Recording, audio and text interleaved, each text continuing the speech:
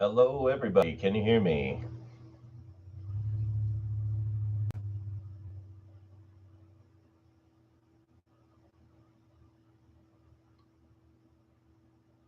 Anybody?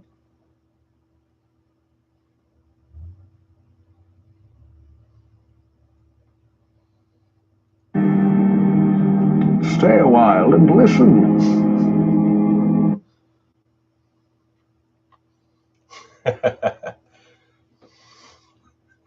He said yes. All right. How's everybody doing today? Yes, that was Diablo 2, Deckard Kane. Thank you, Deckard, for your appearance tonight. Thank you, April, for lurking. Damn it. No, I don't think the clip was long enough, Johnny. And I'm not monetized to begin with, but you know. So, what's up?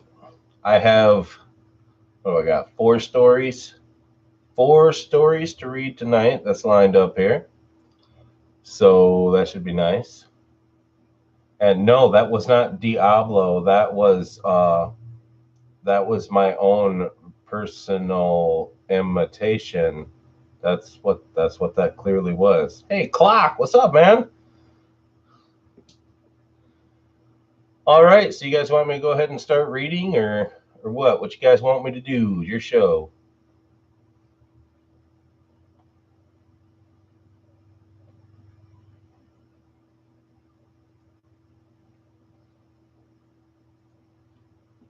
So the first story was submitted by Sinatra. It is written by Dan Joseph Wrights, and it's called I Am a Failed Army Experiment.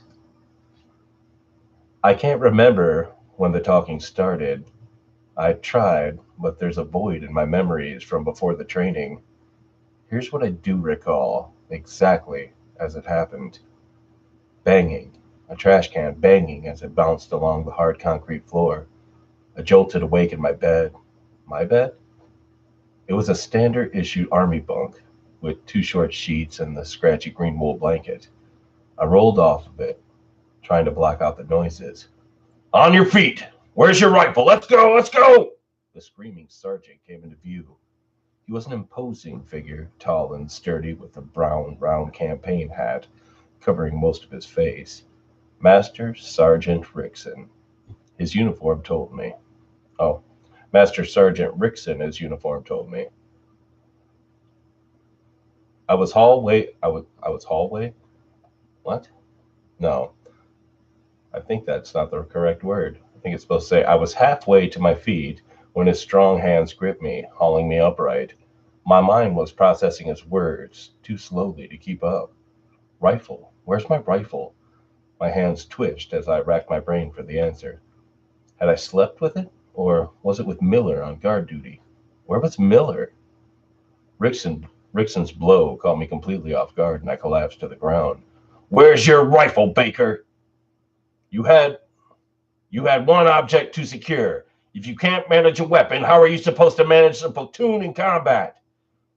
My foggy brain fixed on his words. Baker.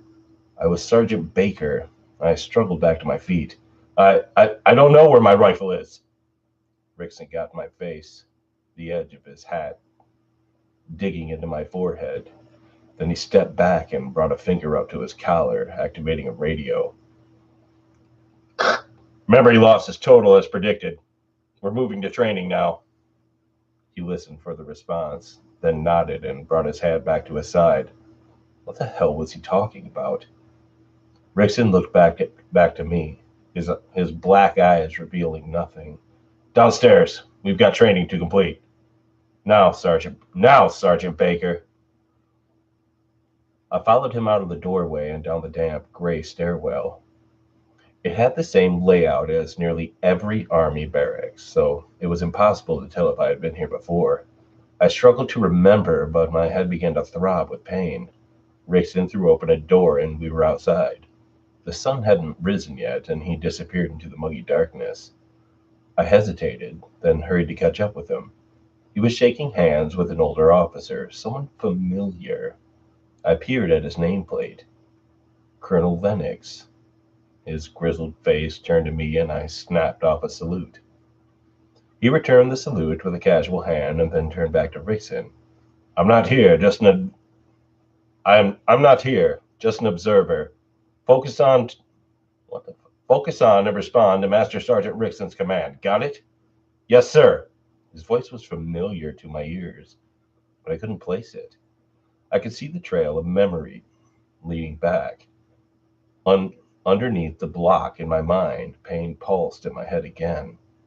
Let's begin. He gestured to the ground behind him, towards a pile of scattered metal pieces.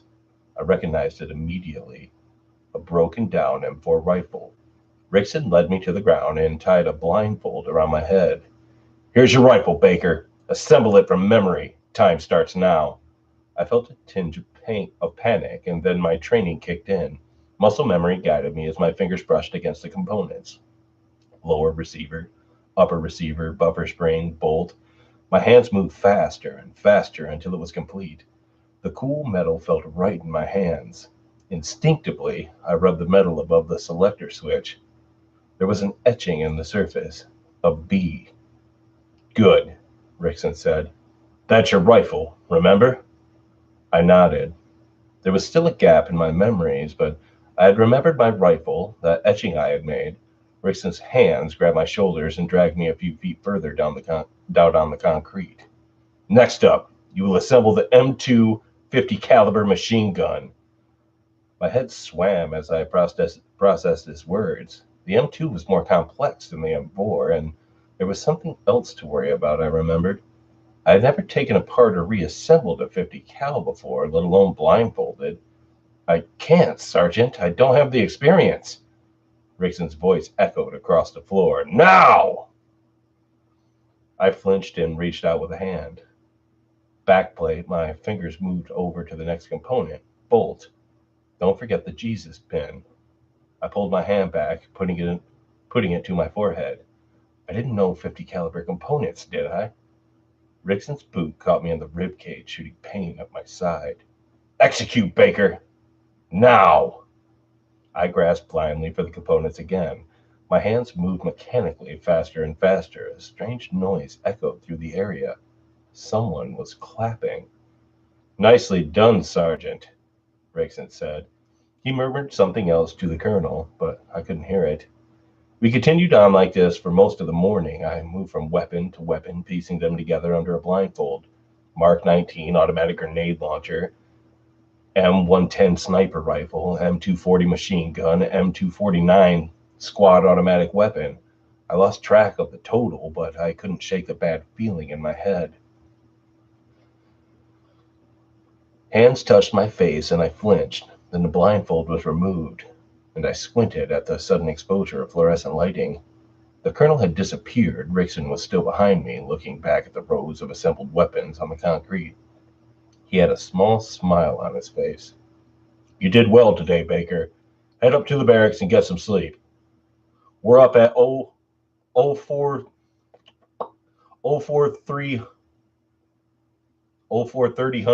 No, 0430 hours. There you go. Tomorrow for language training. Then he walked away, leaving me alone on the concrete pad. I retraced my steps up to the staircase and into the barracks. Someone had set out a plate of cafeteria food for me on my bunk, meatloaf and mushy corn. I wolfed it down anyways, then went to the bathroom to wash up. The tile floor was spotless and the area reeked of army-grade bleach. The lighting was cranked up to an uncomfortable glare, making it hard to focus. I washed my hands in the sink, then caught my reflection in the mirror. Bleary, bloodshot eyes stared back at me. I had deep, dark grooves under my eyes, and my face was pale and clammy. I looked like hell. Then I returned to my bunk, answering a call of exhaustion. Seemingly minutes later, Rickson woke me up with a violent shake. I lurched out of bed and began putting on my uniform again. Once dressed, Rickson led me downstairs and into a classroom. The colonel was standing in the corner of the room, writing notes on a clipboard. There were stacks of paper laid out across the tables in the room. I saw Chinese, Russian, dozens of different languages on the paper. Rickson started me with Arabic. I could see that the papers were mostly news articles. He pointed me to a pen and a notebook of empty paper and told me to start translating. Again, I hesitated. Then a flash of pain seized my brain. I grasped the pen and, hands shaking, began to write. Something was narrating the translation in my mind. My head was pounding as words began to fill the pages of the notebook. Rickson's hand finally stopped mine, and I blinked. I had translated 14 pages. He nodded at the colonel and then moved me to a different seat. This stack of paper was Chinese. Sergeant Rickson, I don't know Chinese. He ignored me and pointed at the pen and paper. I cried out in pain. I cried out as pain radiated from my head. I tried to grasp the pen. A voice burst into my head, chattering in Chinese. Another one layered over it, frantically speaking a translation to English. The characters on the page ran together in a blur, and I felt a violent wave of nausea. I heard Rickson screaming, but it came through faintly, like I was underwater. I registered the colonel writing notes in the corner, and then darkness. I came to a minute later. I was lying flat on the floor in a pool of my own vomit. Rickson and a medic were crouched over me. Slowly, my hearing recovered, and I realized they were talking to me. Can you hear us? Are you okay? Their voices broke through my searing headache. I tried to form words, but they came out fragmented, broken. Panic rose in my chest, and I kept trying and failing to speak. Rickson placed a hand on my chest, holding me down. Relax, relax. We're going to take you back upstairs to rest. I nodded. The colonel was still taking notes. He looked at me with an odd expression, concern and disappointment. I faded out again, and I woke up in my bed. Escape, a voice said. Choke out the guard and make it downstairs. I grabbed my knees and huddled on the bunk, teeth chattering. Goosebumps broke out across my skin as I fought the voice in my head. Or was it multiple voices? Before I realized it, I was on my feet and halfway to the door. Call for water, it said. I opened the door, and the guard outside whirled to face me. Water! I need water! I rasped. He turned to make a radio call when I grabbed him. My bicep wrapped around his neck, and I squeezed, compressing the arteries. He was out in seconds. Good. Now hurry, the voice told me. I raced down the stairwell and cautiously opened the door, peeking out into the company area. I was about to sprint across when the voice stopped me. Wait! I held back, and I saw a flashlight shine across the concrete. Another guard was making rounds. I waited for him to pass, heart racing. When he turned to the corner, I made my move. I stalked across the concrete, moving as quietly as possible. I got to the door on the far side, near the language training classroom. I pushed open the door with a creak and slipped inside. Look for the office, the colonel's office, it told me. I moved through the corridor and found it. At the end of the hallway, I eased the door open and closed it behind me. The office was dimly lit. I moved to his heavy wooden desk and saw the clipboard on top. The cover sheet read Memory Fusion Project, Sergeant Baker. What the fuck did that mean? I flipped through the other pages, medical records, x-rays, diagnostic reports, mental health assessments, all about me. I found the colonel's notes from the classroom. Subject indicates memory of previously unknown languages. Arabic translation, complete. Chinese translation presented a mental breakdown. Must check record to see if conflicting memories were uploaded into subject. Are you there? Who are you? I asked myself. It sounded insane, but I knew there was someone up there. No response. Then Rickson burst through the door, leveling a handgun at me. Drop it! What is this? What did you do to me? He shook his head. A faint hint of sadness hit his eyes. Drop the documents, Baker. Kill him, it told me. Escape. I took a step forward. Rickson pulled the trigger, and a round erupted from the pistol into my chest. I braced for the pain, but only felt a small twinge. I looked down and saw a dart sticking out of my skin. Tranquilizer, a voice warned me. I took another step, then stumbled to the floor. Rickson dragged me away as I faded into black. My hands couldn't move. I tugged when I regained consciousness against the fabric, something rough. I glanced to the side and saw that I had been restrained to my bunk. Struggling again to test the material, it was too strong to rip. Then I saw Rickson standing over me, frowning. "You're awake." I tried to calm myself, to act normally. "What did you do to me?" He sighed. "It's a lot to take in. Try to understand why we did. I'm not mad. I'm not trying to hurt anyone. I didn't kill the guard last night for a reason. Just need to know about this experiment, these tests, so I can do better for you." "That's good, Baker. I'll bring the colonel in. We can all talk before the next round of tests, okay?" "Yes, yes. You will take. Will you take off these? Will you take these restraints off me now?" "I'll ask the colonel. Not my call." He disappeared into the hallway. "You have to kill him," the voice said. "It's the only way." "Shut up! Shut up! Get out of my head!" Rickson entered a minute later with Lennox in tow. He wore a plastic smile. "Hey, son. We we see. I see we had a bit of an adventure last night, hmm?" I gave a fake smile back. "Just testing out my new capabilities, sir. I was talking to Sergeant Rickson. I think the sickness came from the confusion. Too much for the brain to try and reconcile. We think that if you tell me everything that happened, then I'll be better, do better." The colonel nodded. "So he says. It's an interesting proposition. Please, can you release my restraints? I'm not a threat to you. I fought to remember our connection, our relationship. I kept catching a glimmer of him with a younger face, handing me a challenge coin. I ran with it. "I remember when you awarded me that coin, sir." A wave of shock rippled across his face, then disappeared. "Yes, Baker. That was a long time ago." He turned to Rickson and gestured for him to untie me. He did, and I sat up, slowly, as to not alarm them. I rubbed my wrist to return circulation. The colonel sat before me. "Son, you volunteered for a project.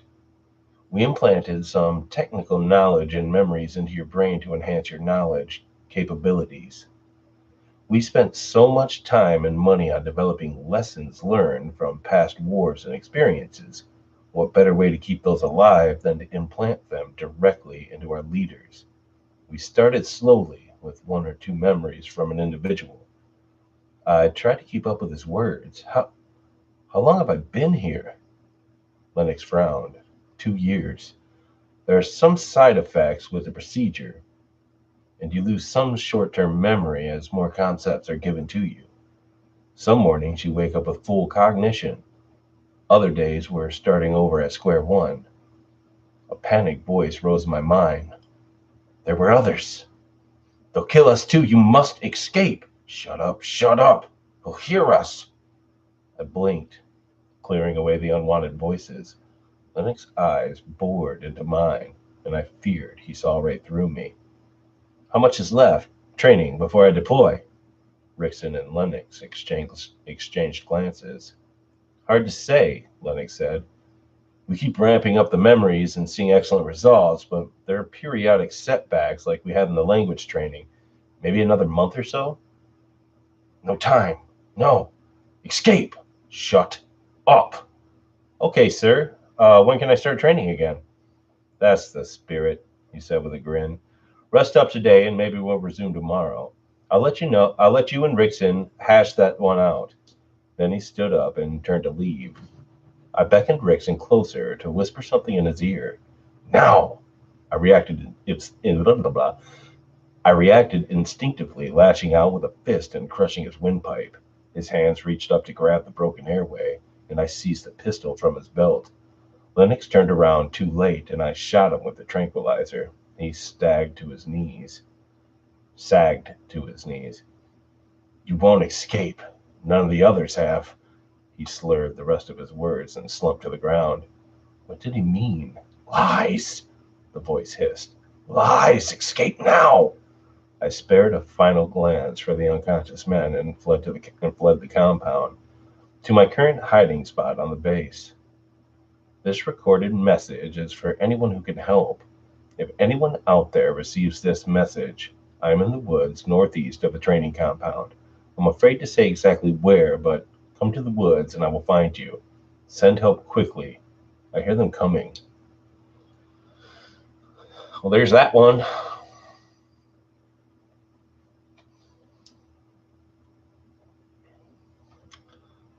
So what y'all think about that story? Hey, Haley.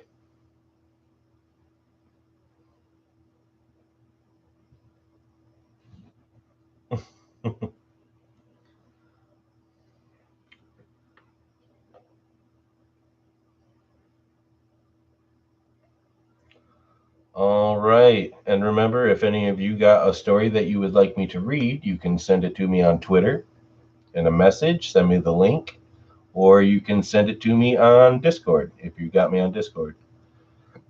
Excuse me. Let me take a drink.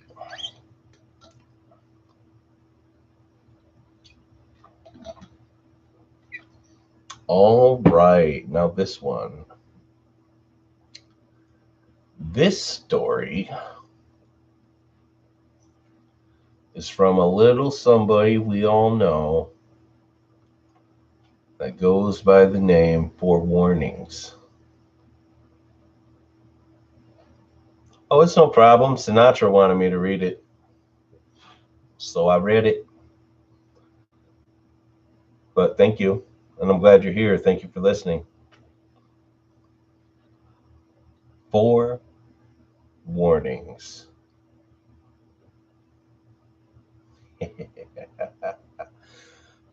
All right, this is called Phantom Footsteps. Written, directed, produced, and inconveniently solicited by Four Warnings. Based on true events. Ooh. This event didn't happen to me, but rather my mother. Someone whose personality and demeanor deserve a mention for a better understanding as to who she is as an individual. She's always been a very religious woman, hailing from a small village in Italy where Catholicism, Catholic, wow, Catholicism was and still is a predominant staple in every aspect of her life. The idea of something being paranormal isn't something she takes lightly, always believing that there's another plane of existence seldom seen by the naked eye. She lived in the States for the majority of her life, keeping any and all religious beliefs mostly to herself, as she's now a mother of two, I being the oldest, who don't exactly share her philosophies on the existence of God. Luckily, she's never been one to push her agenda down anyone's throat, but that's a little beside the point. I'm getting ahead of myself. This event took place quite a few years ago, and when I say a few, I mean roughly 20, back when my mother and I were both in, well, I'm sorry, back when my brother and I were both in elementary school. I'm approaching 30 now, but I'll never forget the look of sheer terror and confusion on my mother's face when she desperately tried to make sense of an experience that she still can't. Made sense of an experience that she still can't, even to this day. For context, the school we attended was within walking distance from our house. We could practically see the schoolyard from our driveway, if you can believe it. Every day at exactly 2:10, the kids were released from class and gathered into lines where the chaperone, usually one of the kids in the upper grades, would walk at the front to make sure everyone got home safely. At the time, my mother's work schedule ensured that she'd be home a few hours before we were. With two little kids and no one trustworthy to babysit us, her job was pretty understanding of the situation, making adjustments whenever necessary in case we had a half day or got dismissed early. This was especially important since our dad wasn't usually home until about 5 or 6 in the evening. From what my mother recalls, she was home alone one afternoon doing laundry down in the basement. It was roughly 1:45 when she heard the distinct sound of our front door swinging open. Now, just for the record, my mom is half deaf and has been her whole life. It's not too uncommon for her to beckon us, without hearing a response until she was within what she calls relative earshot. Naturally, when she heard the door open from what she was assumed were her children coming home early, she called up from the basement to make sure everything was okay. She didn't get an answer. Moving a little closer towards the bottom of the stairs, she called our names a bit louder. For warnings? Michael! Still, no answer. Thinking it might have been my father coming home to grab something he'd forgotten, she was about to call his name when the sound of two sets of heavy footsteps broke her attempt. Not only was it startling, but also a little out of the ordinary. My dad is a welder, which requires him to wear heavy work boots. Hearing him come home that early in the day was a little bit odd, but nothing my mother couldn't chalk up to a slow day at the job. Unfortunately, that's when things started becoming more unsettling. Not only did she hear a set of work boots, but two, and they were now running across the kitchen in a sprint. My mother kept shouting our names, raising her voice until it was on the verge of rasping out. After a frustrated sigh and a moment to catch her breath, she suddenly realized that the footsteps had gotten quieter, slightly faded off into the distance. She had prayed for a resolution, but it wasn't because they were leaving. It was it was because they were now ascending straight up the stairs to the second floor where all of our bedrooms were located. I'm sure an Italian curse of some kind must have slipped from her mouth at our lack of response, not to mention being forced to drop everything she was doing from all the ruckus we were causing. When she got to the top of the stairs, it took her a moment to notice that the door, which had opened, was not only latched shut, but still deadbolted as well. As kids, we were normally absent-minded about that sort of thing. It wasn't in our nature to come home and make sure everything was locked up once inside. We were more interested in finding our mom to see what she'd made for us for lunch.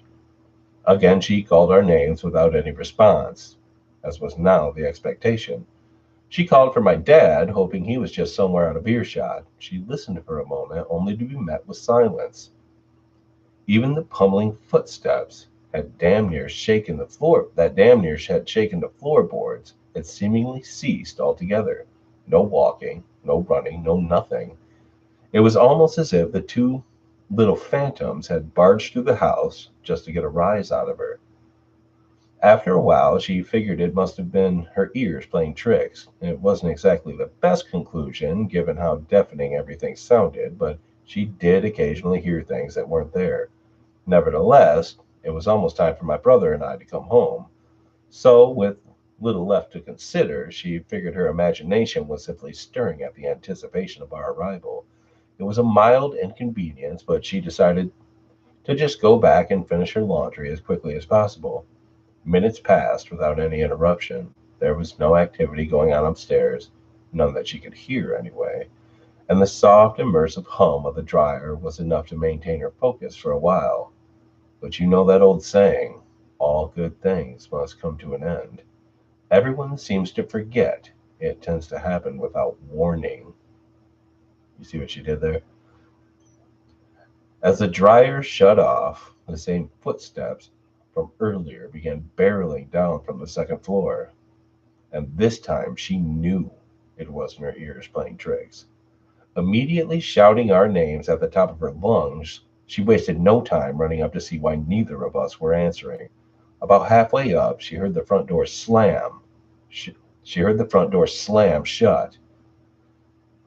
The idea that it could have been the wind was quickly dismissed when she saw that the door was still deadbolted. How in the fuck? Seeing it locked the first time was one thing, but the deadbolted door from the outside was something else entirely. This was the moment that she had thoroughly freaked herself out, questioning how many footsteps she'd actually heard. Were there more than two people in the house? Did one stay behind after they thought the coast was clear? Her mind was racing with possibilities, fearing that someone or something was still inside with her. Maybe she'd only managed to scare two of them off after they figured the house wasn't as vacant as they thought. The anticipation for us to come home was quickly turning into dread, unsure if there was an unknown intruder lurking about, waiting for an opportunity to harm the family, so she vehemently protected. she so vehemently protected. She refused to put any of us at risk, even if it was just paranoia. Paranoia? Paranoia. My mother would have preferred to look certain and foolish than dead from optimism. In a panic, she grabbed the closest object within reach, a broom. Not much of a weapon, but time was of the essence, and she began seeing lines of kids walking home from out the window. It'd only be a matter of minutes before we were haphazardly using our spare key to enter a home she no longer felt safe in. After checking every possible nook and cranny, every hallway, every crawl space, she found nothing to indicate that a person, let alone two or more, had been in the house at all. No dirty footprints from a hasty getaway, no items out of place. Everything was in order and exactly as she'd left it.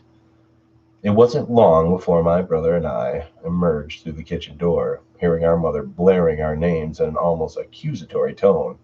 For whatever reason, we both assumed that we were in trouble for something we'd forgotten to do, a messy room or an unmade bed before leaving for school that morning. But our attention quickly shifted when we found out that that wasn't the case.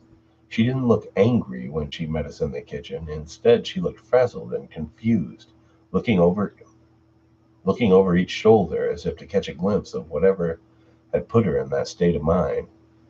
We'd barely managed to take off our backpacks when she frantically asked, "Why didn't you guys answer me when I called you?" We both looked at each other with about as much confusion as she had in her expression. "We just got home just a few seconds ago," I said, kicking my shoes off near the wall out of habit. I'm sure my mother would have loved to believe that the sound of my shoes hitting the floor was what she heard, but I wasn't wearing boots, and quite frankly, the footsteps sounded much too heavy for a small child to have made them. "You weren't here, you weren't just here a second ago? Running up and down the stairs?" Again, we both looked at each other, thinking our mother had finally lost it. My brother spoke next, amused and nearly laughing through his words at the thought of us running in and out of the house only to come back a few minutes later. To him, it seemed like a waste of time and too much effort just to give our mother a quick scare. "Mom, we've been walking in line for the last 10 minutes. We just opened the door a few seconds ago. Besides, why would we be running up and down the stairs anyway?" I can only imagine what my mom must have been thinking after hearing that. Every bit of color seemed to drain from her face as she tried to wrap her head around what on earth could have made those noises. The tone in her voice didn't waver for a second, still trying to convince herself that it must have been us trying to pull an elaborate prank. We insisted we weren't, and deep down I think she knew that. We were kids, for God's sakes.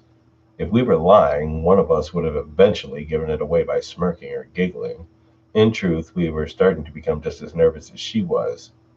We were young, but still heard our fair share of ghost stories growing up, even having experienced the occasional paranormal incident here and there, albeit harmless and never enough to suggest we were in danger. Of course, it didn't help that our house wasn't new by any stretch of the imagination. Built in the early 40s, there was a pretty good chance innumerable accounts of eerie history saturated its walls. Thoroughly bewildered, my mom even went so far as to call our dad, who was still at work at the time. We could hear her over the phone as we settled down in the living room, the same question she'd asked us earlier, only being repeated like a broken record. The same phrase, laced in fear, over and over and over again. "You didn't come home just now? Not even to pick something up?" "No, I'm asking because I distinctly heard two people come into the house and, yes, just a few minutes ago. There were two, maybe three sets of feet in boots or something, running up to the second floor." Listening to the Listening to the reception from his end of the call wasn't the best, especially back when flip phones were all the rage. Still, we managed to catch a few words here and there, none of which sounded like they were helping our cause. Dad was insisting it was probably just the kids and to relax until they got home. She wasn't buying any of it. My mother, above all people, would have known if her kids had been lying. Eventually, the thought of an intruder left her mind, only to be replaced by the possibility of a spirit or multiple being the cause of such a bizarre event. something she swears up and down to be the only acceptable explanation. We never did confirm who or what was running through our house, how the door had swung open only to lock itself twice, how she felt the house tremble with every footstep above her. It took a few weeks, but my mom eventually began to accept that whatever happened, happened plain and simple. Even with the complete lack of closure, Even the complete lack of closure wasn't enough to stop her from making the occasional joke or two, telling only her closest friends at first, the ones she knew would get a kick out of it, as opposed to presuming she was totally out of her mind. Whatever it was, it hasn't happened since. Even now, 20 years later, she can recall every detail of that day as if it were still happening.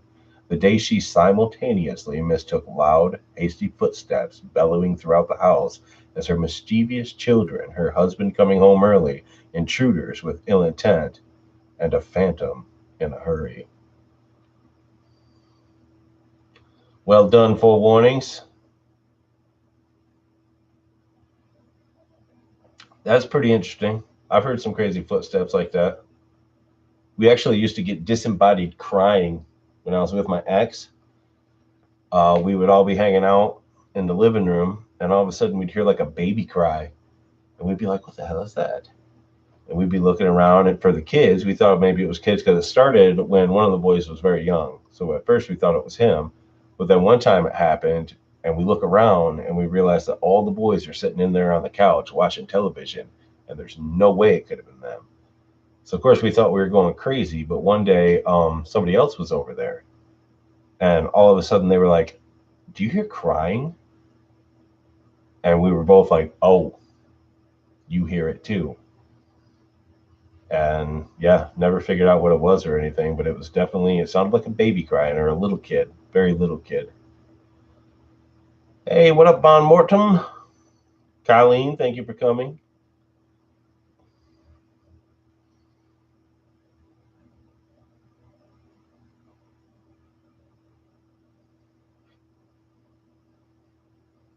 Oh, Colleen, are you here with Emma? Haha, nice. Hello, Emma.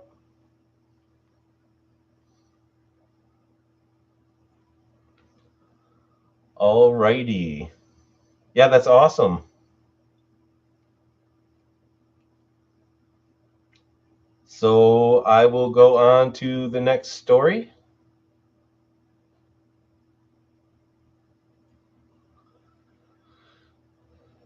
Remember, if anyone has a story to send me, I'll actually hold on before I start. Let me check Twitter, make sure nobody sent me anything. It does not appear so. Nope, no stories yet. But if anyone has any stories, then please send them to me.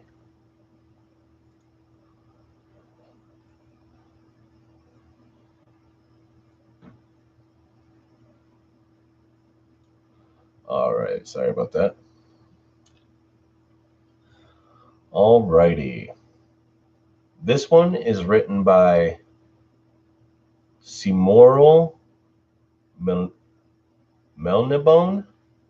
Sorry if I pronounced that wrong. It's called When I Was Four, I Could See Fairies.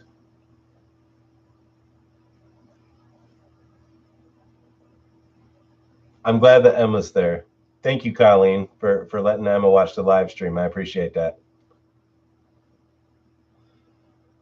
When I was four, I could see fairies. They were tiny, no bigger than the last joint of my pinky finger, and translucent, their tiny organs visible through their glassine flesh. Sometimes they would flit about my head on papery wings, and sometimes they would dance amongst the flower heads, their tiny mouths open as they sang melodies in an octave I couldn't hear. Nobody else could see them, though, and as I grew older, they either became invisible to me. Wait, I'm sorry. And as I grew older, they either, no, I did read that right. They either became invisible to me as well, or I grew up enough that my imagination couldn't sustain the reality of them. In the end, I realized that they were just imaginary friends, exactly like the ones the other children had. So I forgot about them. Being raised by a solo mother wasn't all bad. While we were excruciatingly poor, my mother devoted her time to me as much as she could. She was the central focus in my life, the person who loved me the most, the person who gave me life. Why she never remarried after my father left her, I'll never know. She was beautiful, my mother, in a fragile, ethereal way, as though at any moment a strong wind could blow all the substance out of her and leave only a skeletal web of spider silk strands behind. She attracted men, certainly. She was never short of friendly masculine helpers and admirers, but she shyly shunned them all to spend time with me, her only child. School wasn't easy for me, even though I had a good life. I was not a bright child or an eloquent child. I struggled and often fell behind. By the time I was 12, my only remarkable skills were my ability to endlessly daydream and reading a decent reading level, but I was happy enough. My mother's death swamped my small island of happiness with a raging tsunami from the depths, destroying the fragile emotional stability I had and leaving a world of tide rack and wreckage, chilly and chaotic. The numb wait in the emergency room had ended with a sour faced doctor explaining that my mother had died of a massive stroke brought on by an unknown cause. He advised me to call my nearest relative on the public phone and said they would conduct an autopsy to look further into the cause of death. But I had no relatives to call. I had no aunts, no uncles, no grandparents, no siblings. With the loss of my mother, I was 16 years old and utterly alone in the world. Lacking anyone else to call, I phoned my English teacher, Mrs. Ross, who picked me up in her VW Beetle and drove me home to a tiny house I had shared with my beloved mother. No one expected me back at school for a long time, so I took my time, going through the small hoard of things my mother had collected over the years. She was a she, she eschewed jewelry, but had a fine collection of second-hand clothes, all sized for her delicate frame by her own patient needlework, all lovingly folded and pressed with lavender. I remember holding those dresses to my mouth and breathing in her scent. The tears finally breached my lingering shock and soaking the fragrant blah blah blah. It's like a tongue twister. And soaking the fragrant fabrics. Oh mother, I miss you so much. It was hard, desperately hard, to go through her possessions, each one stamped so in, indelibly, indelibly with her unique character. Little boxes of seashells, feathers from rescued baby birds, saved whiskers from our long dead cat. There was a painted box that contained letters, organized neatly by type and name, most of them from the men who admired her, most of them love letters. Bills and legal documents sat to one side, something I would need to deal with later, but at the bottom of the box was a blue green envelope addressed to my mother in a beautiful golden calligraphy. Inside was a single card of deep violet paper, the same spidery calligraphy containing a message for my mother. Dear Elspeth, I am writing to congratulate you on the birth of your first child. It is such a shame I cannot be there for the christening. With love, your great aunt Razia. From the reverse side of the envelope was a return address, the address of my only known living relative, the mysterious great aunt Razia. Despite the letter being 16 years old, my aunt was still in residence at the address listed, a curious old stone church that had been converted into an observatory at some point in its life, the onion dome replaced with a genuine dome from which peeked the vergid, the ver, the vertigrist cannon of a bronze telescope. Cats wandered freely in the front yard, fragrant with wildflowers, and the strains of a piano tinkled from the inside building. My knock on the door with the heavy brass knocker precipitated precipitated a sudden halt to the music and the sound of boots approaching on wooden floorboards. That Raja was related to us, I had no doubt. The woman who opened the door was elderly, but her weathered flesh still had the delicate stamp of my mother's face and the bird-like build I shared with her. She gazed at me with her still sharp emerald eyes for a long moment, then stepped forward and enveloped me in a lavender-scented hug that tore away the last supports on the emotional dam I had desperately propped up. She let me cry until there were no more tears, just ugly gulps and racking sobs. Then she led me to the neat, pretty kitchen and put a copper kettle on the gas stove. "How did she die?" my aunt finally asked. I explained to her the stroke, the lack of underlying cause, my teacher taking me home and then going through my mother's things and finding the letter. As she paced as she placed the steaming tea in front of me, I asked the question that had been burning my tongue since I had got here. Why did she never speak of you?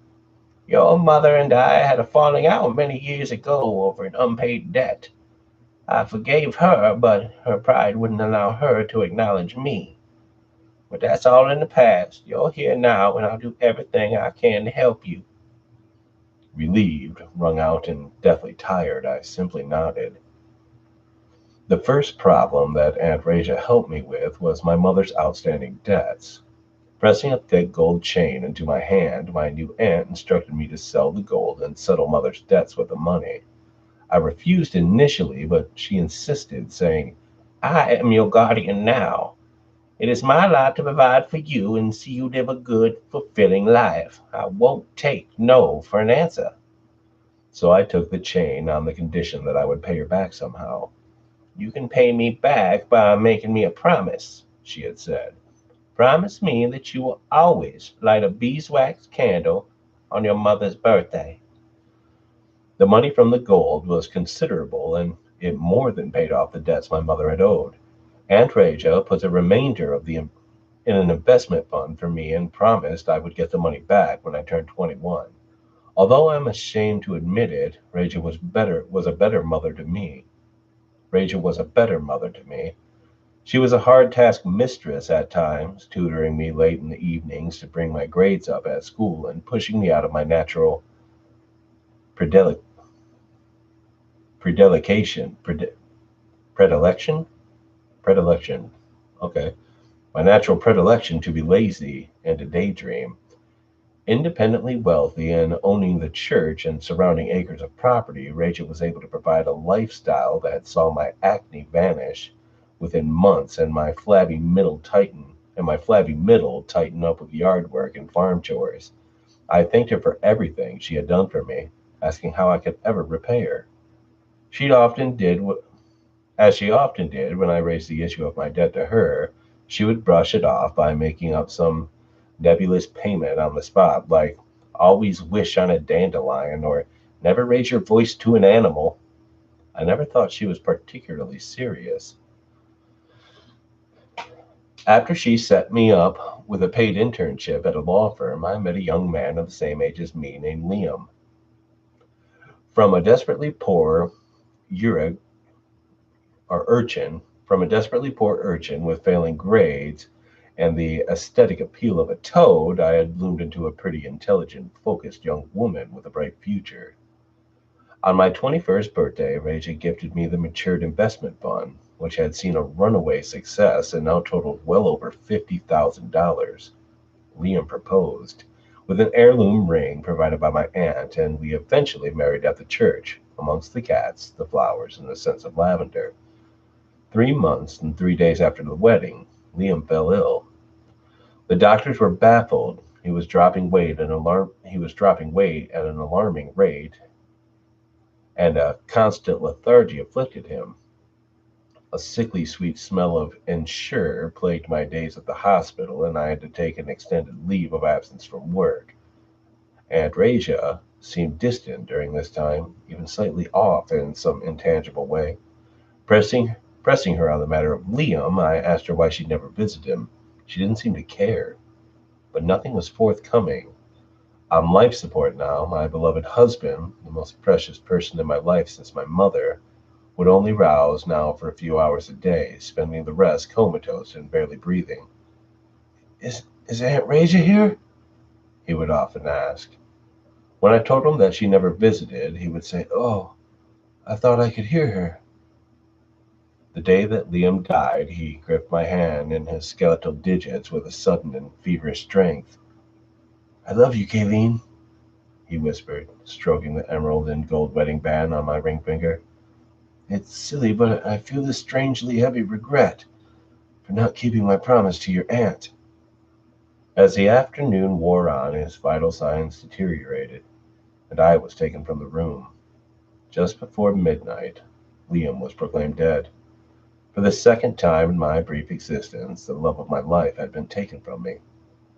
Raja never attended the funeral, and when I returned to the church, I began packing my belongings in a grieving fury, angry beyond belief that she had been so callous, so inhuman in the face of my husband's death.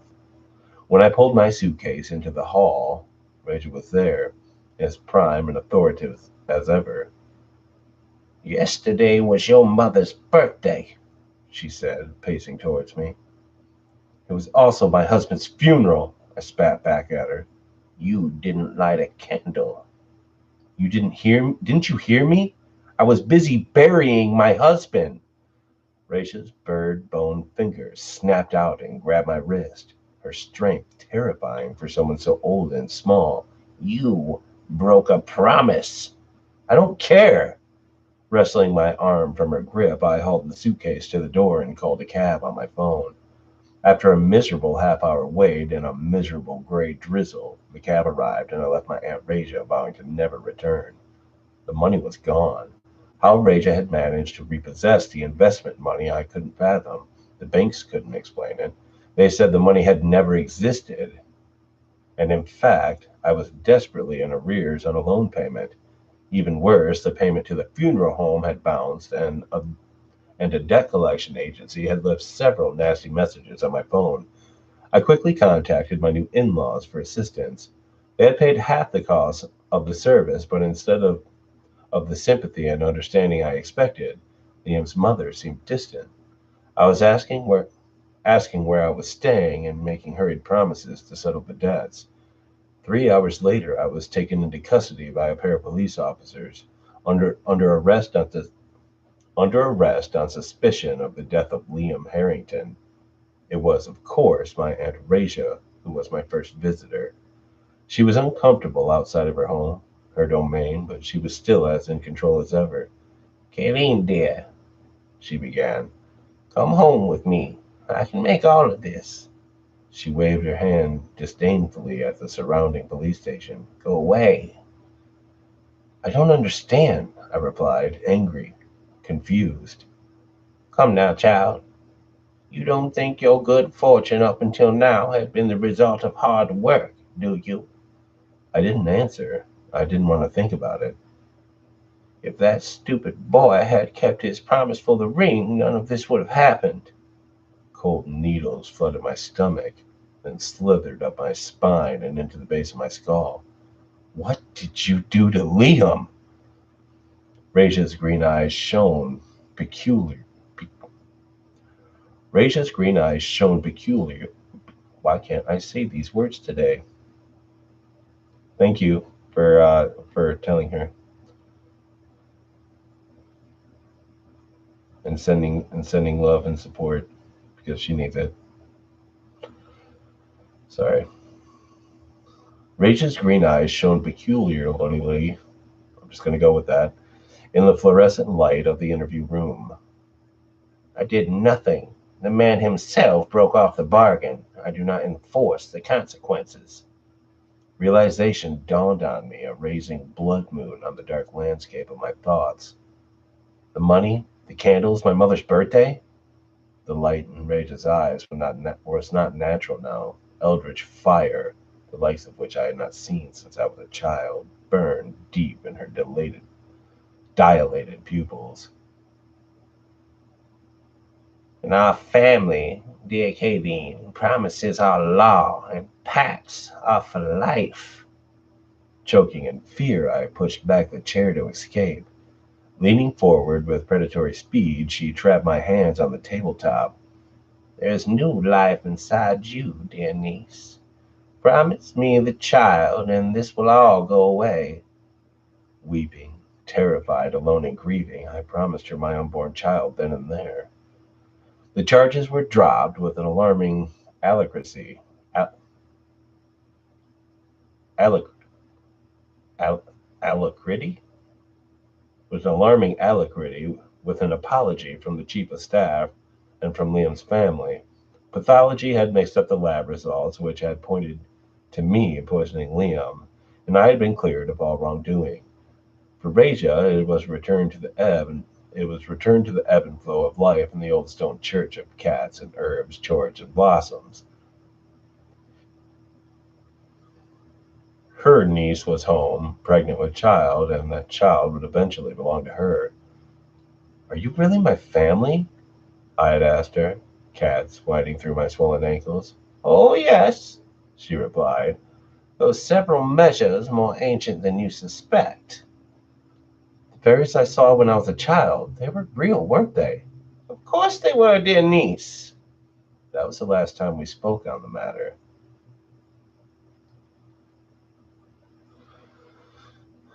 It was the copper kettle, the brass knocker, the brass like furniture, and the polished silverware that tipped the balance of power in my favor.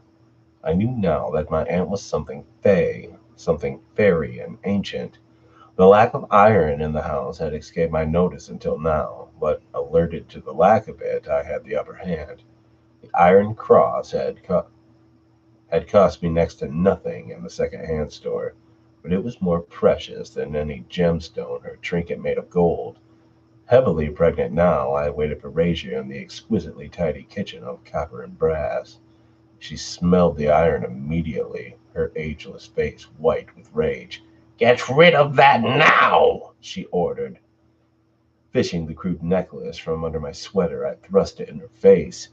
Renounce your claim on my child. That is not how it works. Holding the iron cross like a sword, I advanced on her. What do you mean? Promises can only be made or broken. They cannot be amended. Smoke was rising from Rachel's skin. From proximity to the base of the metal, her skin was darkening and blistering.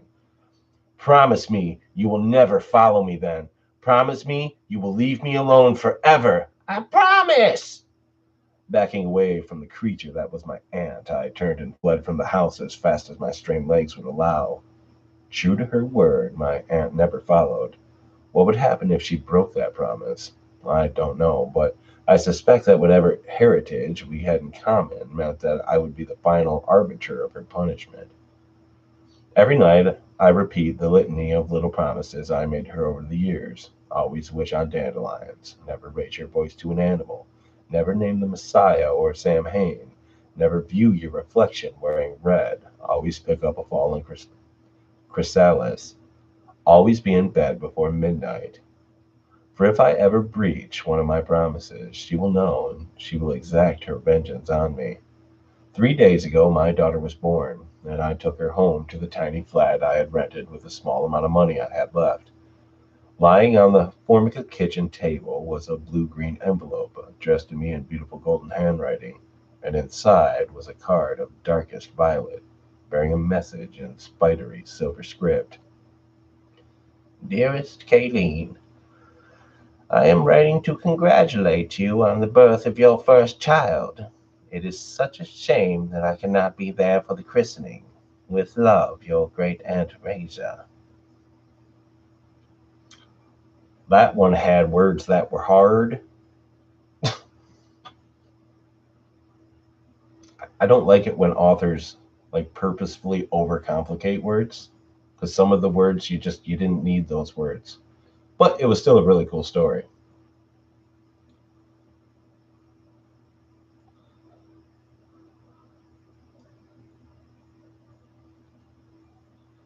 Oh yeah, you know what? I forgot to say that. Anyone that's here, if you're not subbed to each other, check out each other's channels and stuff. Let's try to support each other and stuff like that. I'm sorry I haven't said that yet, but I do appreciate it when everybody supports each other in here. So just check everybody out, and if you check out their channel, if you like it, I mean, if you're not into whatever the channel might be, or if obviously if it's a no content sort of channel, then there's. Thank you, Emma. You are also wonderful, Emma. but help each other out. Hello, Big Dog Leather. Thank you for stopping by. If anyone has any more stories to send me, then please do, because this is the last story I have for today, and it's only an hour in. So, I mean, what are we going to do if we run out of stories? This isn't cool. We need more stories. And I need water. And to crack my neck.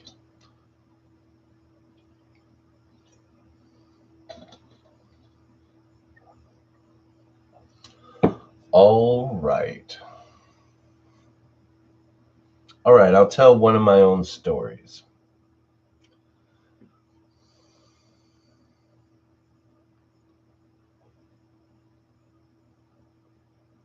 All right.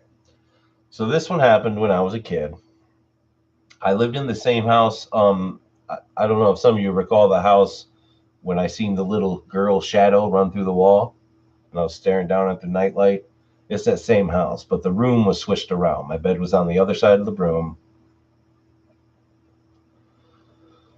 Oh, somebody just said something to me, but okay.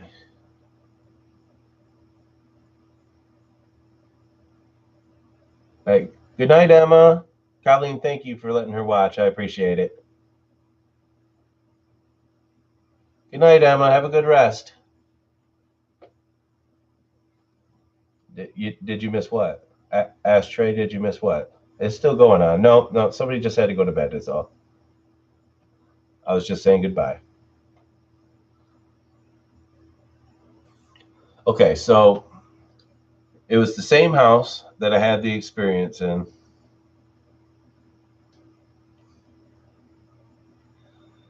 And my bed was on the opposite side of the room, and I had a window that was facing the road. And I'm laying in bed, and now, like, I used to stare at the nightlight. Now I would stare out the window. It was across the room. So I'm staring out the window, waiting to go to bed. And I'm just looking out the window. I'm in bed, but just looking out the window. And all of a sudden, something goes over the front of the window. I couldn't really tell what it was. It looked really weird. It looked really weird when it went by the window. So I got up and I ran right over to the window. By the time I got to the window, whatever it was running across the street. And it had this ethereal glow about it. It had long white hair, pale, nasty looking grayish skin, tore up clothes. It actually kind of reminded me. I didn't see the front. I never seen the face of it, so I don't know about the face of it. But it reminded me of what's his name? Eddie. Eddie from Iron Maiden, with like long blonde hair and tore up clothes and stuff like that. But I was like a kid. I didn't even know what Iron Maiden was at the time. And whatever it was bolting across the road, okay? And across the road from this house was baseball fields and football fields. It was a school. There was a high school over there. And there was these huge, excuse me, there was these huge fences that were I'd say at least about 8 foot tall. Okay. So this thing's running across the road and I'm just staring at it like, what the hell? And it reaches up and it literally just pulls, you know how you like hop a fence? Where you just go and you like hop a fence and you go over it. It did this, but it did this with a fence that was like 8 foot tall. It just hopped right over it like it was nothing. Just whoop. And then I just watched it run and run and run and run into the distance until I couldn't see it anymore.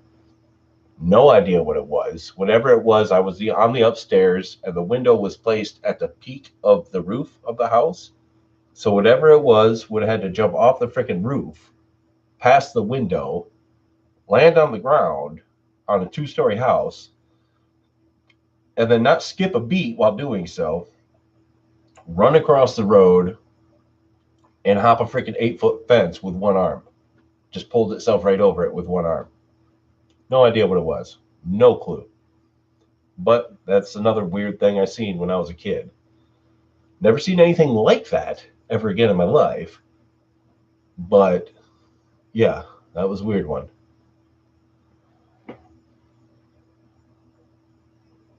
April, if you're in pain, take your meds. I mean, if you got to take your meds, you got to take your meds, you know? I mean, if you got to go to sleep and stuff like that, don't stay up if you're in pain and everything else. I don't want you sitting here in pain listening to me.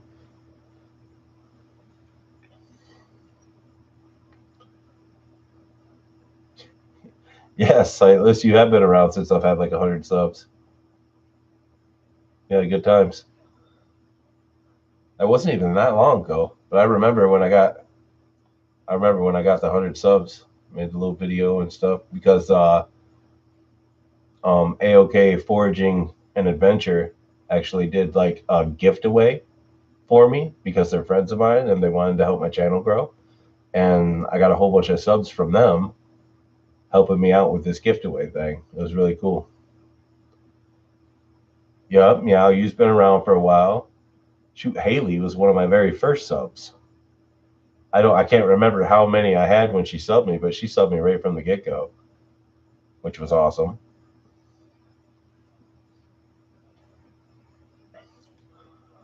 All right, I will tell. What was I going? Oh yes, I will tell one more little story. Before I read this one, and if anybody has any stories, please send them to me, and then I'll check around. All my stuff. I don't have any messages on Discord right now, but I'll check Twitter. And if you haven't liked it, please like it. Please subscribe if you haven't subscribed. And I have a merchandise store if anyone's interested. I also have a Patreon and a PayPal if anyone's interested, but don't think you need to do any of that. I just figure I should mention it at least once. The links for that are in the description. Okay, so this story is an interesting one. I would very often see these very odd, extremely dark clouds in the sky. And I'm not talking like dark like a freaking thunderstorm cloud. They were dark, like jet black. I called them tar clouds because I didn't know what they were. Like they were wispy, like around the edges, like a cloud. I'm like looking into the chat instead of into the camera. It's kind of funny. But I would call them tar clouds because in the center of them, they would be just pitch black, just pure darkness. And I would just randomly see them up in the sky. And I always got these really bad feelings about them, these really negative feelings about them. And I never understood what they were. They were just always just floating in the sky. No clue what they were. Well, I used to have this friend, JD. He's passed away now under really crappy circumstances, but he's no longer with us. He had a bad heart. And one day, I hadn't talked to him for quite some time, and I had seen him. So me and him got to talking. He was like, "Hey, why don't you come over to my place and we'll hang out for a minute? We'll just talk for a while." I'm like, "All right, man," because we used to do that all the time. He, sorry, I got to take another drink.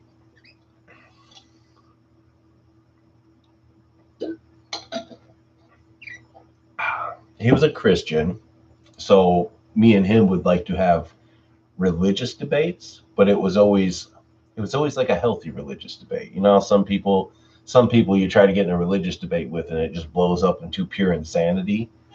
This guy, you could sit there and go back and forth with a religious debate and it didn't escalate to anything, bad. You could just talk about it.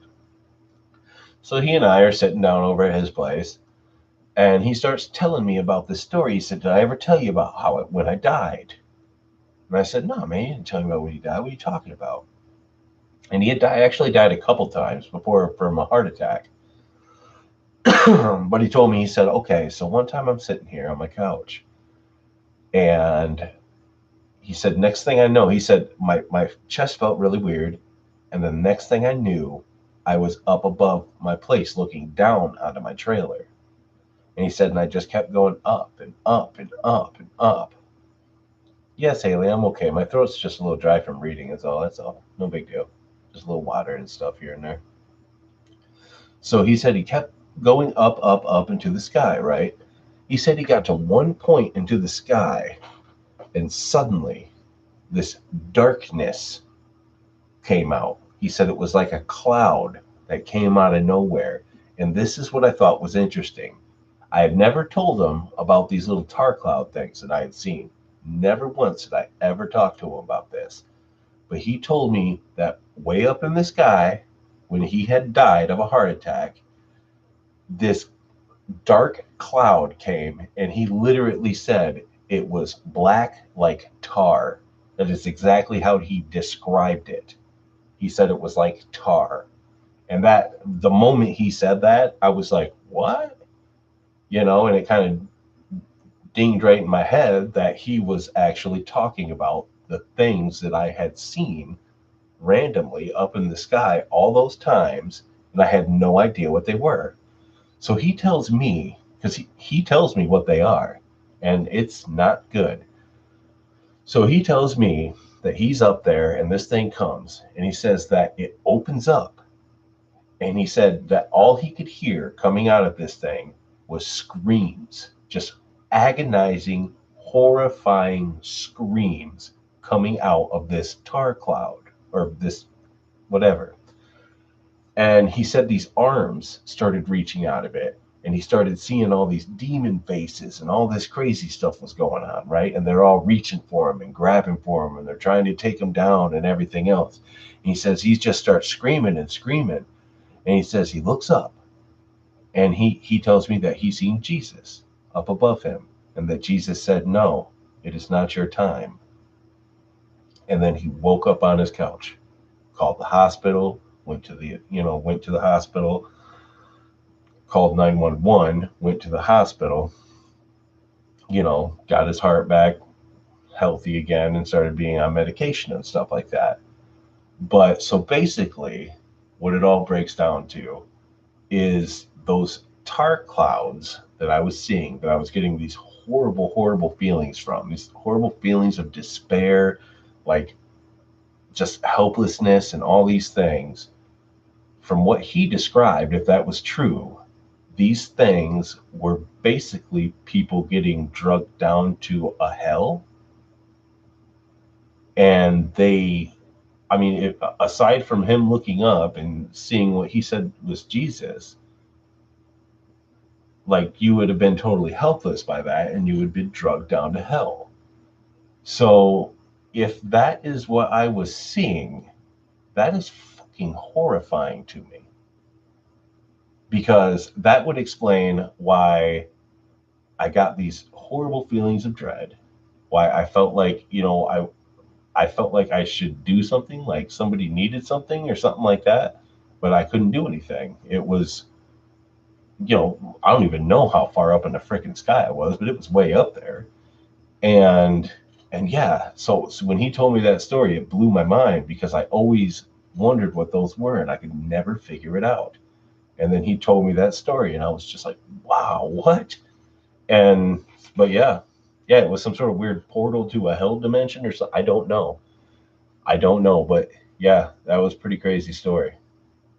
But yep, so there's another little story there.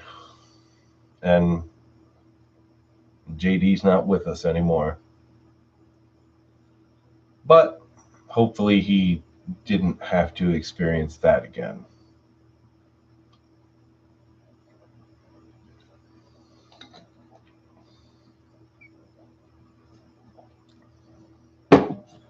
Alrighty. Actually, it's pretty odd. I've actually had a lot of friends that I've known throughout the years die. A lot. But, death is the only guarantee we have in life, is it not? All right. So the next story is written by Higgs Thunder. I'm a 911 operator, and I just had the most terrifying call. 911, what's your emergency? Yeah, hi. This is going to sound kind of strange, but there's a man stumbling around in circles in my front yard. Could you repeat that, sir? He looks sick or lost or drunk or something. I just woke up to get a glass of water and I heard snow crunching around underneath my front window, so I peeked out. I'm looking at him now. He's about 10 yards away from my window. Something's not right. What's your address, sir? 1617 Quarry Lane in Pinella Pass. I'm going to send a squad car your way, but that's quite a ways out. Are you alone in your house, sir? Yeah, I'm alone. Can you confirm that all of your doors and windows are locked? Stay on the phone with me. I know my front is definitely locked, but I'm gonna go check the back door really quick. I appreciate your help, by the way. I know this is kind of strange, but I really hope that. Sir, are you still there? Yes. He's he's still in the yard, but he's what the fuck? He's upside down. Sir, stay on with me. What is happening? He's staring right at me, but he's standing on his hands now. He's perfectly still, staring straight at me. He's doing a handstand and he's smiling at me and not moving. He's doing a handstand, sir. I don't know how yeah. He's facing me and standing on his hands. He got his huge smile and he's perfectly still. What the fuck? Please get someone here now. Sir, I need you to remain calm. I've put out the call and the officer is on his way. His teeth are so huge. What the fuck? Please help me. Sir, I want you to try and keep an eye on him, but make sure your back door is locked again. We need to make sure all possible access points are secured. Can you talk me through and confirm that your back door is locked? Okay. I'm walking backwards now and keeping him in my sight. My hand is on my back door knob now. It's locked. I need to check the deadbolt, so I'm going to take my eyes off him for a split second. All right, sir. Help is on the way. Just stay on the phone with me. Everything's going to be all right, sir. Sir? Sir, are you still there? His face. It's up against the glass. Sir, I need you to speak up. What is happening? I looked away for a split second, and now his face is pressed up against my front window. His teeth are huge, and he's still smiling. There's no color in his eyes. Jesus, please help me. Why won't it just fucking move? Sir, I need you to go to the nearest restroom and lock yourself inside of it. Do you have a basement or a bedroom that you can lock yourself in? He won't stop staring. He's going to hurt me. Sir, I need you to listen to me. Lock yourself somewhere safe until the officer arrives at your house. Can you hear me? Yes. Yes, I'm going to lock myself into my room. And you're positive that you're alone in your house, correct?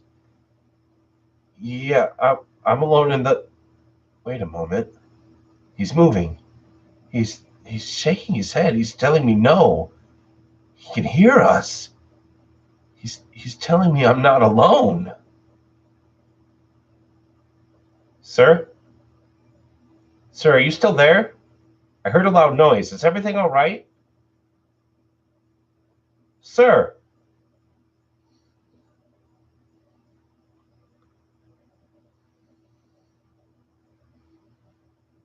Are you heading out? A darkness loving female? You heading out? You have a good night. I don't know if you already left. I don't know when you said that. I was reading. I apologize if I missed it.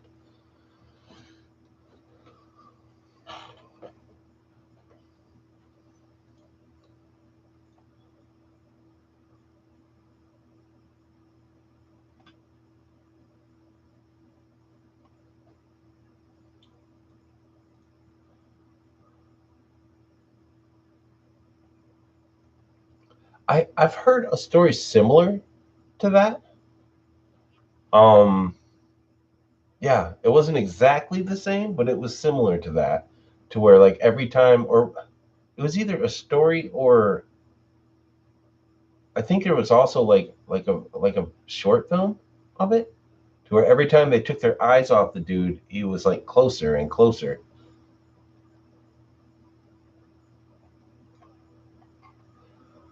All right, I currently have no other stories. So right now, what I'm going to do is this. Stay a while and listen. But then I know what I'm going to do. Is Devil Jack still here?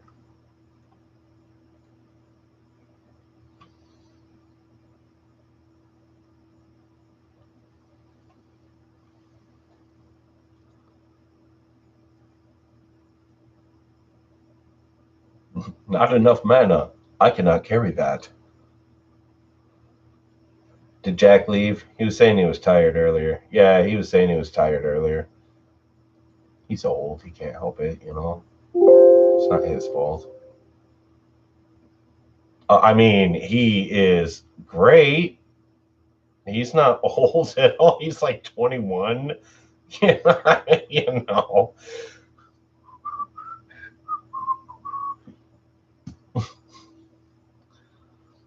You're writing something real quick? Are you really, Jack? Are you really writing something real quick?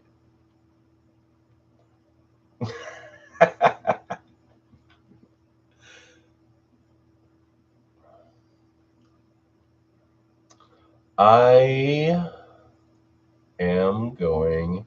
On a side note, I think that is really, really cool that that little girl Emma got to come and watch because her family is going through. I'm not going to go into a lot of details, but her family is going through a very, very horrible thing right now. And that little girl I was talking to her sister on Twitter, and then something bad happened, and that little girl has been talking to me on Twitter. And apparently, she's a big fan of my voice, even though she speaks German and she can't understand me. Oh, come on, Jack. Come on, buddy. You know I love you. I was just joking. But I'm really glad that Emma could make it tonight. She, I've been talking to her and I've been trying to help her through this really crappy thing that her family's going through, and so I hope she enjoyed it. Yep. Which it seemed like from the messages from that Colleen person, it seemed like she was enjoying it. But yeah, so I mean, if anything I can do, even if it's really nothing but talking to her or her just listening to me read stories, if that's helping her in some way, I'm glad. It makes me very happy. So that was pretty cool. All right.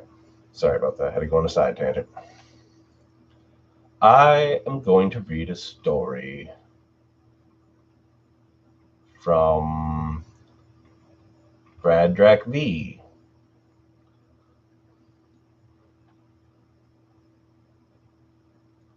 Because I still have, stories that I can read. I like to read stories you guys picked out, for the live streams.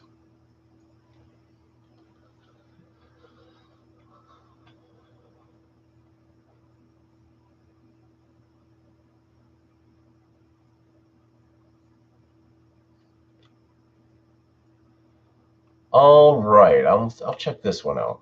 I haven't done this one on my page yet, or on my channel, I mean. I found a notebook while touring a haunted house, written by Brad Drac V. Like the title says, I found a notebook while on a tourist trap haunted house tour down here in Louisiana. Honestly, I don't care much for this kind of entertainment, but my girlfriend and I agreed we'd both get to pick an activity during our road trip, and this was hers. Apparently, the house was abandoned by the previous owners a few years ago under mysterious circumstances. Whatever.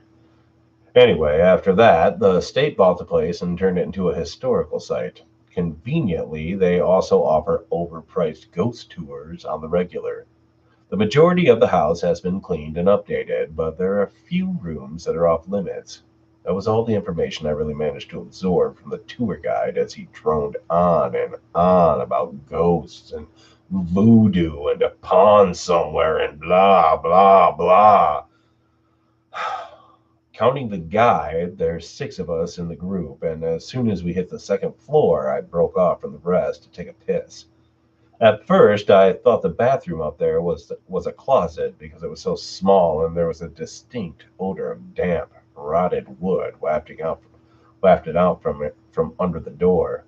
I figured it was all part of the show, so I didn't pay much attention to it and went inside to relieve myself. While I stood at the toilet, I was browsing Reddit on my phone, and a giant fucking spider fell from the ceiling and into the bowl. I yelped like a schoolgirl, and my phone flew out of my hands. It landed with a wet slush behind the decaying cabinet under the sink. Not only did I find my phone back there, but also this wet, wrinkled notebook. Dark mold has seeped onto the edges of each page. I hurried outside to get a better look at it and see what I could see before the guy discovers I'm gone. The whole thing is damp and smells of must, but I found something you horror junkies here might like. It's scribbled over a few pages, so I'm going to do what I can to type it up here on my phone. I can hear them on the other side of the door now. I hate this house. I hate this fucking house. And I never wanted to buy it in the first place, but I love my wife. I didn't like the way the creepy estate made me feel during our walkthrough with the realtor, and I voiced as much to Allison, but she was having none of it. As a sprawling 150-year-old plantation house, and Allie fell in love with it at first sight. Her dream house would be perfect in the Wait, no, her dream house would be quite the opposite for me because before the first box was off the moving truck, I already had a long mental list of necessary repairs the old place would need just to become livable. The list was quickly scrapped when, by the end of our first week, Ellie broke the news to me that she was pregnant and that I needed to get started on a nursery right away. 3 years and one beautiful daughter later, here I am, locked in this wet, windowless bathroom for an hour, maybe longer. I've been listening to those things, whispering, breathing, and saying my name from the other side of the door. Though the wide gap at the bottom of the door, I can see their bluish, veiny feet and too long shadows of their bodies stretch far out of view down the hallway. Allie and Sarah are all I can think about, but I'm terrified by what will happen if I open the door. Their voices are perfectly synced as they beckon me, attempting me to attempting to draw me out with mere words. They've yet to touch the doorknob and have made no attempt to come in after me. I had this had become a waiting game, and I'm sure they have no need for sustenance. Sooner or later, I will lose. I called the police a few minutes ago, and they were all too happy to inform me that tomorrow morning would be the earliest they could get to me because every road leading to or from our property is flooded. It hasn't rained a drop in weeks, and the deputy confirmed as much to me, but was unable to explain it. I know, though. I fucking know what caused it, but if I told him, he would certainly write my frantic call off as a prank, just as everyone else has. Priests, shrinks, families, friends, and even park ranger. None of them listen to me. It's just stress, they say. Well, to be fair, the priest did grace me with a house call recently, but has yet to return any of my phone calls since. Oh shit. One of them just tapped on the door. It was a sharp sound like the back of its fingernail flicked against the thin wood. It's only a matter of time before they try the knob, and then it'll be easy for them to get me.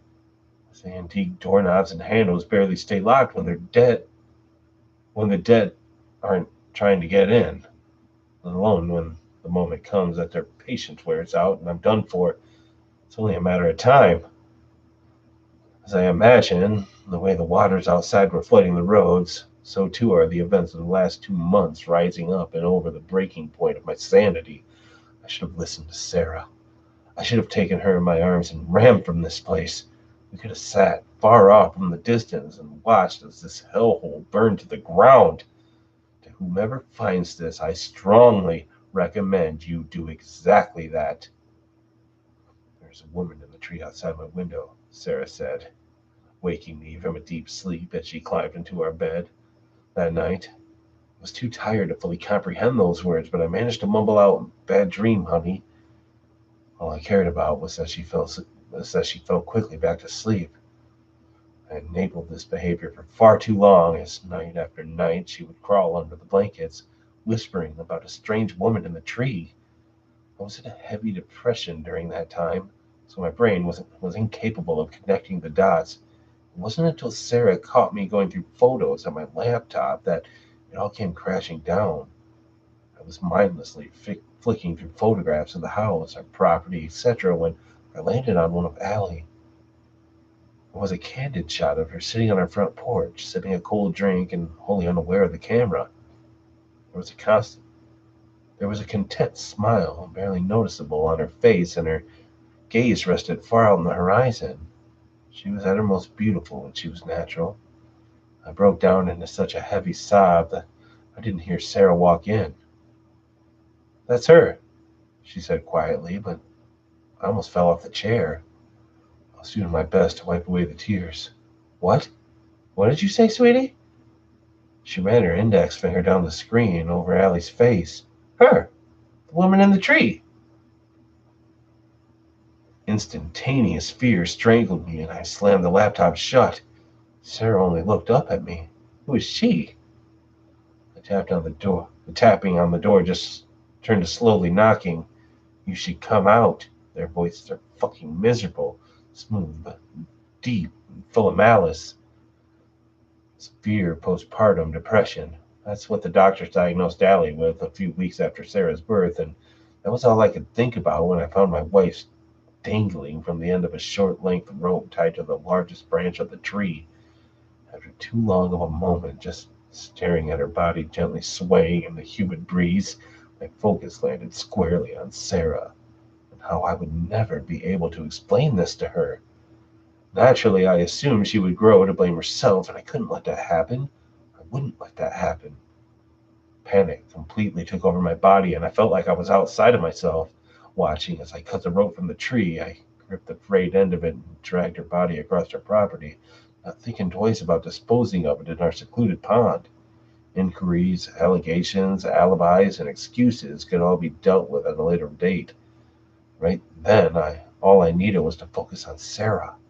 I returned to our house to hear her cries screeching through the window of her nursery. "Who is she?" she asked again.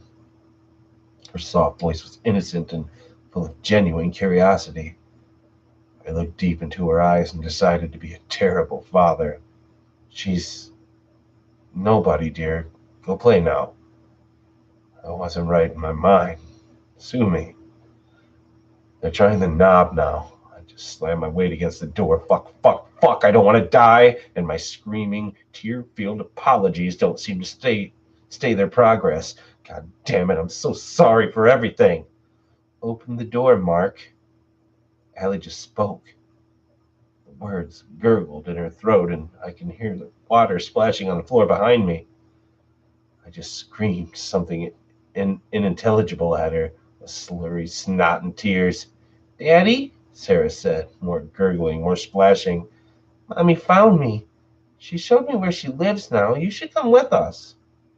I can't stop crying, and my muscles are getting tired of fighting. I miss them so much, I don't think there's really any other choice than to relent. That's it. Not a bad story. Well, my girlfriend just yelled for me. She must have finally realized I wandered off. In fact, all 9 people in the group are giving me the stink eye about it, especially those 2 in the back. They look real unhappy about being here. Probably because they brought their daughter. This is no place for a child.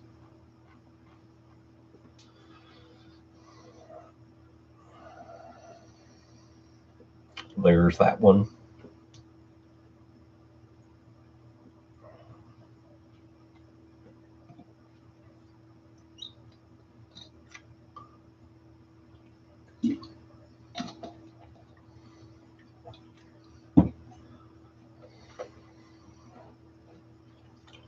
You out of here, Johnny? Oh, yeah, you gotta get the cat to medicine. All right, Johnny, you have a good night, man. Thanks for stopping by and hanging out, bro.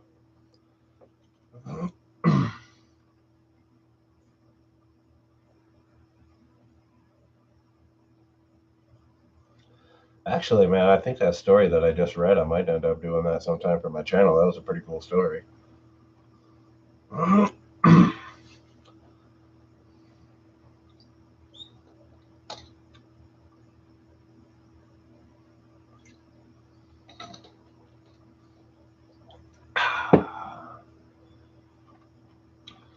All right. Another one by Brad Drag V. This one is called Either Way, This Ends Tomorrow.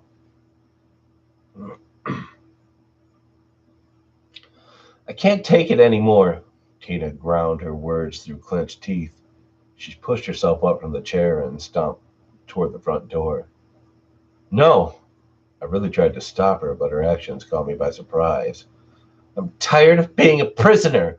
Her last words will be forever etched into my subconscious. She threw the door open, just outside my reaching hands. I let for her, but stopped myself against the door jamb before crossing the threshold. For as much as I love my wife, I couldn't force myself to chase after her. I called her name, begging her to come back inside. However, my pleas were useless because I knew that from the moment her feet landed in the yard, it was too late. I felt like a coward for not stopping out there and grabbing her, but I had seen this before with many of her neighbors, and the outcome was always the same. No one was ever successful at playing the hero.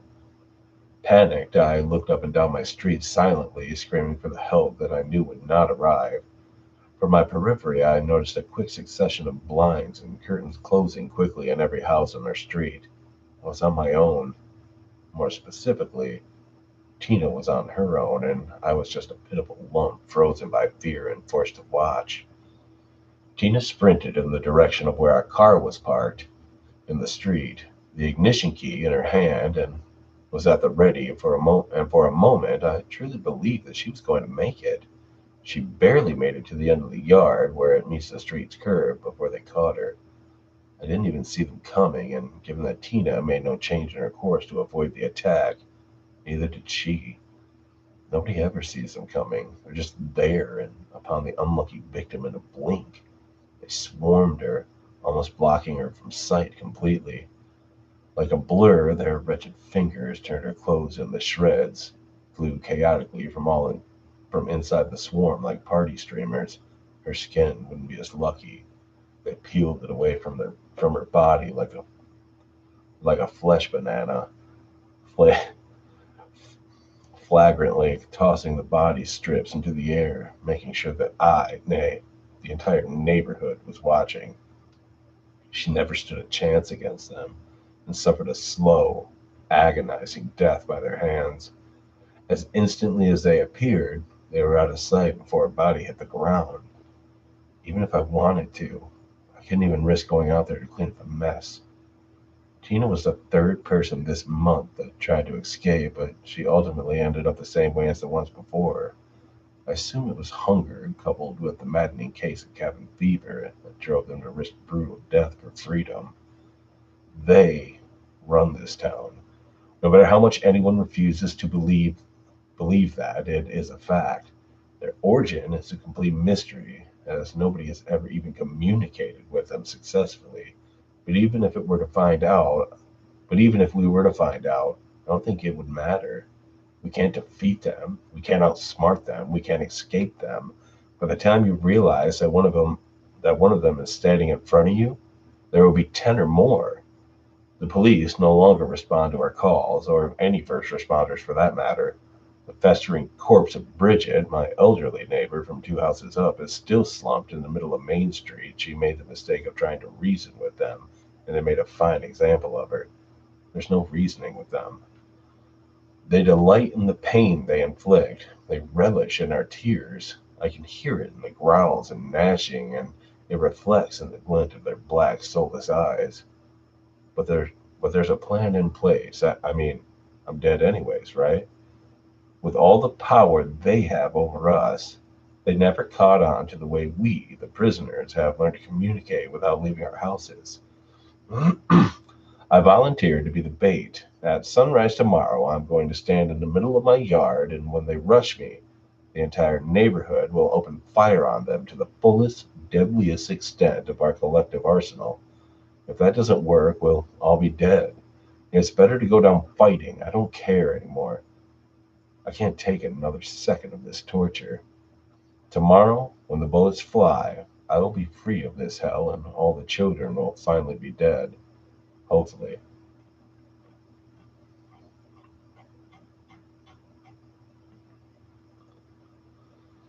So apparently that was about black eyed children, black eyed kids. He said something about black eyes, and then at the end he said something about children.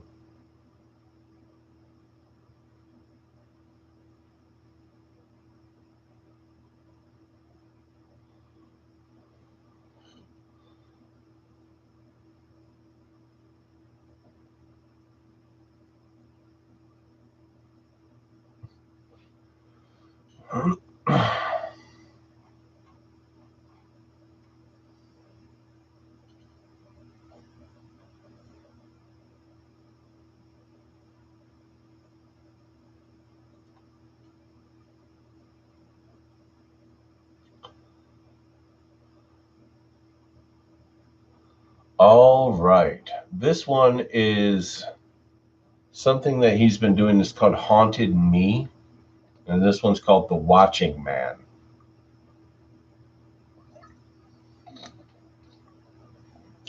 by Brad Drag VE. I started documenting the paranormal experiences from 2011 house less than a year after moving out there, about 3 years ago, but my intent was creating the Haunted Me series of posts is to compile the various paranormal experiences I've had throughout my life. If you read the last post, the day I held a devil's hair, you'll notice that none of that experience was related to the 2011 house at the time, but the more I think about it all, they may be more related than I initially thought. Uh, yeah, go ahead. Or I'll tell her if you want. Haley. It was a typical weekday, late in the first decade of the 2000s, and I woke up at around 9 a.m., noticing Dana was in the kitchen, creating a serious breakfast feast. This wasn't completely out of the ordinary, as she had plenty of restaurant experience and acquired many of the skills one would need to satisfy any hunger. But we didn't often run into each other at that time of day. As mentioned previously, I was working retail sales and usually left the house no later than 9:30 in the morning, and by then she had been home a few hours later and was fully asleep. As so it, as it so happened, though, that was one of her rare days off, and she had been awake since long before I hit my snooze button for the fifth time. What was even rarer is that her having a day off was that she and I were both awake in the same room together and not drinking.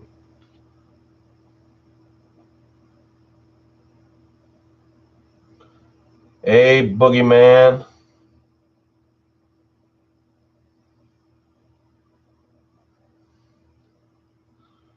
The door to our bathroom connected to the kitchen, and I was standing at the mirror, putting the finishing touches on my tie de jour, when I heard her call to me from the stove against the far wall. Heads up, she called to me, but it was a poor warning, as the hot biscuit was already midair by the time I poked my head out the open door. It seemed that sobriety had been kind to my reflexes, and I snatched the bread puck out of the air with a quick swipe. I jammed it in my mouth and gave her a muffled "plunk."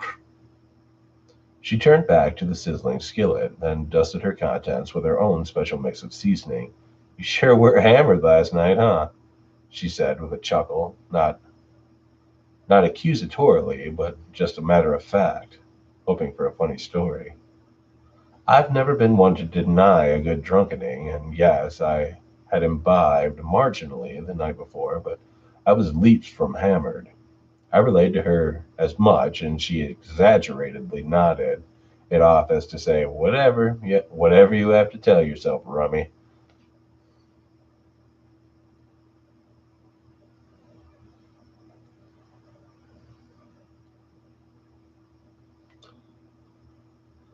I don't know why, but I felt the need to defend my hooch honor.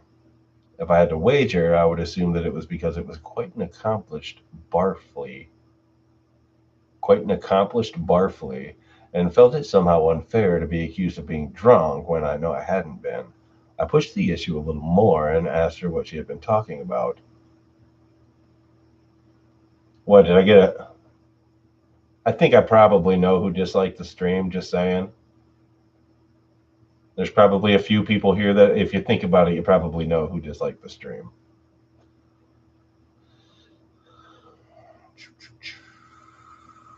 Pushed the issue a little more and asked her what she was talking about.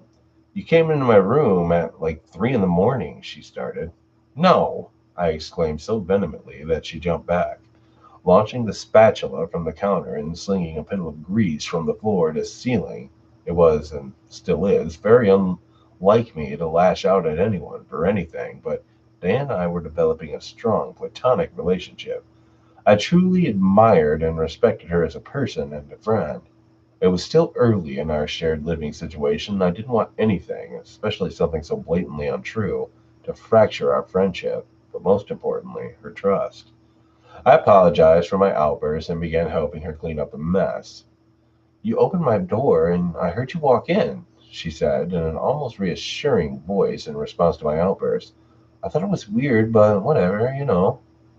The way she smirked, I thought it was my turn to laugh at what was clearly a poor joke, but she continued. I just figured he's wasted, wanting to party. He'll go back to sleep if I ignore him, but you didn't. You just stood next to my bed for like, I don't know, 5 minutes? I could feel you standing there, just staring at me. I it was it was that the incident she was telling me about hadn't made her leery of my presence, but being unable to take it as lightly as she was, a wave of chills covered me. As I've stated before, this was not my first time living in that house, and I knew where her story was going. Dana, however, did not. I simply said, I'm pretty sure it wasn't me. It didn't bother me, she said, sounding honestly apologetic. I I didn't mean that you were a perv or something. I wasn't scared or anything. I don't maybe I dreamt it. I felt like it was best for all parties concerned to just apologize for my errant drunken wandering and promise to try to never do it again. However, this conversation happened at least 3 more times in as many weeks. Looking back on it, I consider myself lucky and very thankful that Dana was an understanding and not so easily scared person, or things could have gotten painfully awkward between us. About a month later, much like the first time, I was running late, getting ready for work, when I saw Stephanie, Dana's best girlfriend, in the kitchen, chugging from a pitcher of ice water. Dana was still sleeping, and Stephanie looked heavily hungover, so I could only assume the same stood for Dana. The times that the two of them hung out together and stayed relatively sober were few and far in between, and on party nights, they often slept in Dana's bed together. I knew Stephanie fairly well, but not well enough for her to be as accepting as Dana had been previously. Dude, she said, her eyes beamed at me with bulging, dehydrated veins. By the sincere irritation in her voice, I knew what was coming. What were you doing in Dana's room last night? I just laughed. Not me. But she didn't find it so funny. No, really, she said. What were you doing? You were standing there watching us sleep or something. I previously I previously mistook the fear in her tone for irritation, and I also mistakenly approached her with the same amount of levity as Dana and I shared. Stephanie's glare was unwavering, and I knew I had to come up with a suitable answer, one that would keep her from labeling me as a creep for eternity. My mouth fumbled with the words while my brain scrambled together an answer, but luckily Dana emerged from her room, still wobbly and exuding a sharp vodka stench. It wasn't him, she told Stephanie, but that didn't seem to make her feel any better. Whether it was a result of that incident or the schedule of the duo that made their hangout scarce, it would be months before Stephanie slept over again. Even then, she stayed out on the couch. The house and all strangeness contained within was quiet for about a month after that, I had nearly forgotten about my supposed creepy doppelganger until Dana and I were porch drinking one night, and she said, "Oh, I talked to the Trina." She told me that she approached Trina with the stories about the Watcher, and she seemed all too delighted to fill me in on the new information. Apparently, and in Trina's words, Dana's bedroom had always had that activity.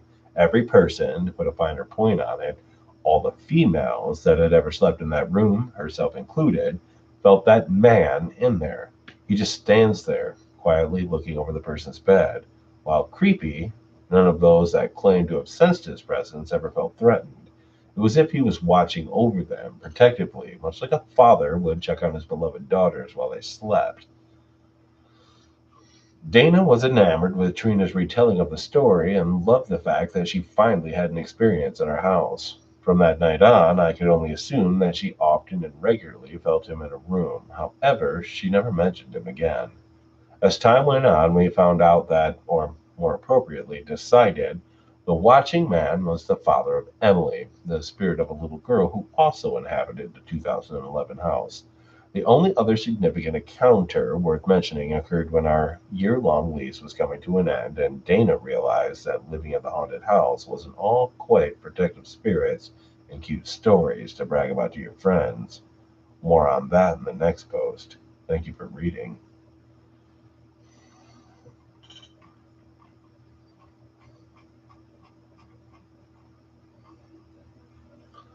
So that's kind of cool. So, what's up, everybody?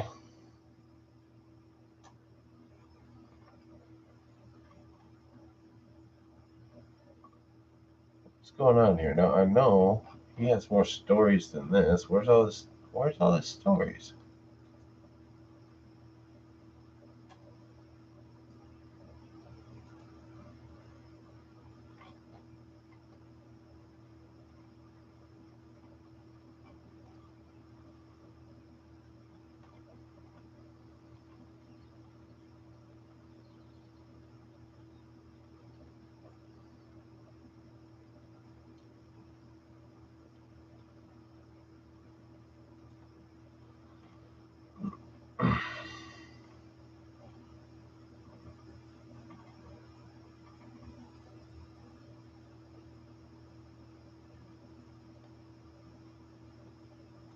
All right, we'll read another one of these.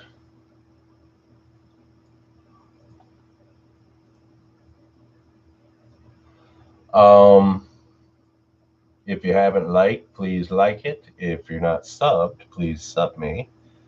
And if you haven't shared this on Twitter or Facebook or anything of the like, would you please do that? I would appreciate it. All right, I am going to read another one of those haunted stories that he wrote because that's kind of cool. All right, so this one is called Haunted Me, the 2011 House Ransacked. First entry here. Even during our first weeks as roommates, I knew Dana would be the perfect person with whom to share an apartment. She worked long hours as a general manager at a restaurant, and we hardly were ever home at the same time. So that provided us with plenty of quiet time to sleep, nurse hangovers, or have people over. With her With her position came many connections to all the right people in all the right places, though at the time the only right people I cared about were the liquor reps that were constantly pushing new product or bulk purchase discounts on her, as she was the decision maker at the restaurant. She had she had the say of what booze they carried and promoted, and a most pleasant consolation prize to that was that we always had a stocked bar with a case or two of flavored vodkas, expensive rums, and top shelf tequilas. Although I was a whiskey man, looked at I never was inclined to look a gift horse in the mouth. Not long after we moved in together, I took a full-time job as a mattress salesman. I didn't sell shitty mattresses. I was a shitty salesman. But it paid the bills and got me out of the late night bar scene, of which I had grown exhausted. As I've mentioned already, after signing our lease, It was almost a week before we saw each other again for more than 10 minutes. We made grand plans to throw a massive housewarming party, but that first Sunday night, we were so worn out that we decided to just keep it to ourselves, the new roomies. Although our living situation was born out of necessity, we truly did enjoy each other's company. Sitting amongst the Sitting amongst the unpacked boxes, I was sipping from a liquor brand and plastic cup filled with three fingers of Jameson, and she was pouring her third or 12th cocktail from the bar. Third or 12th. Damn. We didn't even have the television hooked up yet, just our beds, washer, dryer, and food. Another similarity was Another similarity we shared was our daily four-step routine: work, drink, sleep, and repeat.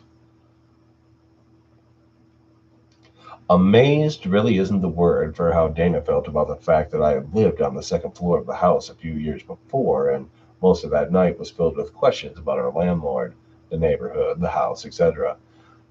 Our love for drinking was only paralleled by our mutual love for all things horror and paranormal, and inevitably, that's where the led. She swore, as I did, but didn't admit it. Hmm. That moving back into the house. Oh, no, I see. She swore, as I did, but didn't admit it, that moving back into the house was some sort of calling for me from the house, that I was meant to be back there, and that the house wanted me back. I knew she was right. I did my best to play down her question or glaze over the answers with something vague or uninteresting, but she wasn't having any of that. My whiskey quickly went from three fingers to one finger to no fingers, so I was well oiled when she asked, "So it's haunted up there?" I nearly choked on my cigarette, but I knew I was ridiculous to hope that topic would never come up.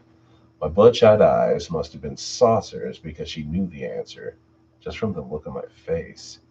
Well, she downed the rest of her drink. I know what we're doing tonight. We've got to go up there now. Now? Yes, now. Trina's been pushing hard to get it rented, and she said she'll have it ready to show next week. So it's now or never. It's true, we had no upstairs neighbors yet, and the folks that lived on the first floor right before us had only been moved out for a few days when we signed our lease. Trina wasn't the best landlord, but she always managed to keep her places occupied, never having a lapse in rent payments. We asked her during our walkthrough about any upstairs neighbors and if they would be bothered by our late night and occasional parties, and she confirmed that she would find ones that wouldn't be. I was surprised. I was surprised too when she said that the previous upstairs tenants had broke their lease and moved out the weeks before we had moved in. She was adamant that it was going to be cleaned and rented very soon. "It's probably locked," I told Dana, sincerely hoping it to be true. "You used to live there. I'm sure you know a way in." Ugh, damn it, she was right again. An honest man of me, an honest man of me whiskey makes, I suppose. "Let's do a shot first," I said, hoping that more booze would distract her. I was, well, terrified by the second floor, and really I had no desire to explore it in the middle of the night and fully ham boned. Before I could change my mind, an ice cold shot was placed in front of me, and she was holding hers up high, waiting. We drank from the we drank them down, and I used the warm chill to provide the motive. We drank them down, and I used the warm chill it provided to motivate me out of my chair. The door to the first floor sat just around the corner of the wraparound front porch from our own front door. It was probably once very expensive ornate door, but it was almost as old as the house and not set very well, so there was a fairly simple way to open it without having to try very hard. That went for most of the windows also. As I said, Trina wasn't the best landlord. One step inside brought us to a small landing area, and directly to the right was a steep, dark staircase to the second floor hallway that opened immediately into the living room, then down to the bathroom at the rear of the building. Trina had the power turned off right after she discovered that the former tenants abandoned the place, mainly because the wiring was ancient and had a tendency to run the meter even when not in use, or, start random fires now and then. Our one flashlight was still packed away, so we used the insufficient glow from our cell phones to light the way. The hallway was dotted with the homemade paintings and of landscapes and scenic photographs, and it felt more constricting than I remembered. "Where to first?" I asked her. "I want to see the whole place," she said in a barely contained whisper. "Maybe I'll make it better. Maybe I'll like it better and we can move up here." Dana was genuinely excited about that idea. I was not. The light from my phone bounced off something very reflective in the living room, grabbing my attention. Due to the darkness and angle in which it sat, it it took me a moment to make out that it was a large flat screen television. Super weird, I thought to myself. I would have taken it to our place right then and there if it wasn't for the fist-sized hole in the middle of the screen. I never should have told Dana that the master bedroom was the creepiest place on the entire second floor, because naturally, that's where she wanted to go next. The next thing I know, she grabbed my hand and forced me to lead her back down the hallway to the first door on the left. The glass knob was cold to the touch, and the door creaked open as I gave it a push. Our phones not only lighting a few feet of the floor in front of us, no, our phones only lighting a few feet of floor in the front of us. Dana charged into the darkness, instantly smashing her knee onto something hard. We both pointed our lights at the obstacle, an intricately carved but broken king-size headboard. We scanned the bedroom to see that the entire room was, in fact, still furnished. The mattress was gone, but the bed was still there in pieces. A four-drawer dresser stood against the far wall, and all its drawers hung open, seemingly emptied in a rush. The closet door was wide open, and a pile of clothes were laying on the floor underneath the empty hangers. We didn't really understand what had happened there, so that night was turning into more of an investigation than a ghost hunt. We turned our lights to the southeast corner of the room, where the door to the attic was blocked by the missing king mattress that had been wedged against it. Honestly, I wasn't surprised because I instantly knew what sort of emotions that place created. During my years living on the second floor, I many times wanted to just bolt and leave everything behind. The activity up there wasn't as jump scary as much as it was I'm the devil and I just touched your soul scary. A sharp chill ran across my body, and I quickly ushered us out of that room and into the second bedroom, which we found to be in much worse condition than the master. The floor contained three bedrooms in total, but previous tenants must not have had any kids, because this bedroom was, for the best I could put together, the mess in my mind, an office or study, while the third, much smaller bedroom seemed to be just storage. In one word, the office room was destroyed. Like destroyed. Curtains ripped from the wall, clothes, which I only assume were in the dresser in the master bedroom, carpeted the floor in lumpy masses, and overturned rolling chairs sat atop a solid wood desk that was standing on its end in front of the smallest closet, effectively blocking it off.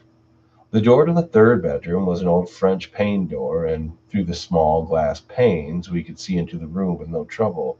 This room had two outside walls that were lined with windows, which each made a gorgeous spot to be woken up in by the morning sunshine. But that night it was dark and unwelcoming. There were a f- there were a few boxes, possibly never unpacked, against the far wall, and some scraps of furniture and miscellanea, but nothing too weird. Fortunately, no matter what we tried, the door wouldn't open. There was no visible lock, and we didn't see anything blocking it. It just simply wouldn't open. Even though she refused to admit it, I was beginning to feel Dana's anxiety level rising. It was uncharacteristic of her. She was one of the most confident people I had ever met, and up until that night, I never saw it rattled by anything or anyone. The bathroom, the bathroom is through that door, I said, pointing the pointing the light in the direction of my words. And then the kitchen is across the hall, and the laundry room where I saw the shadow is connected to that. Seen enough?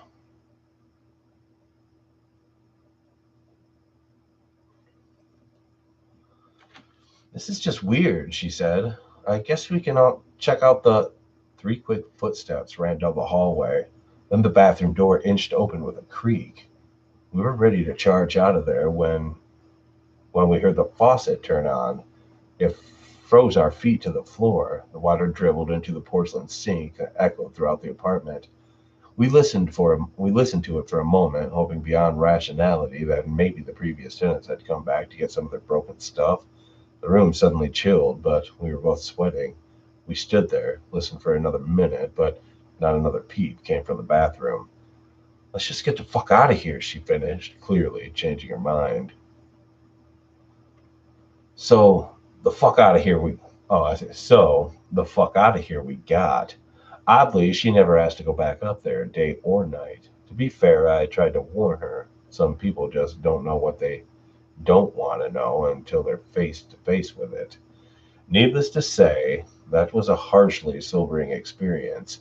So we closed out the night, locked in our apartment, bellied up to an ad hoc bar in our kitchen. Many potential renters looked at the place in the following weeks, but it wasn't until Ellie and Jay moved in that the fun began.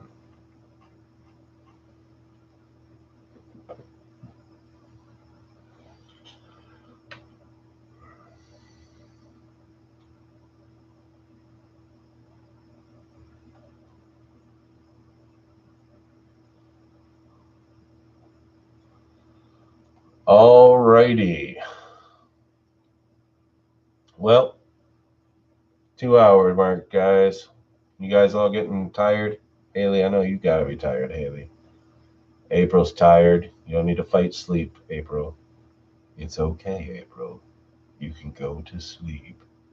Go to sleep, April. Close your eyes. Drift off into the dreamland.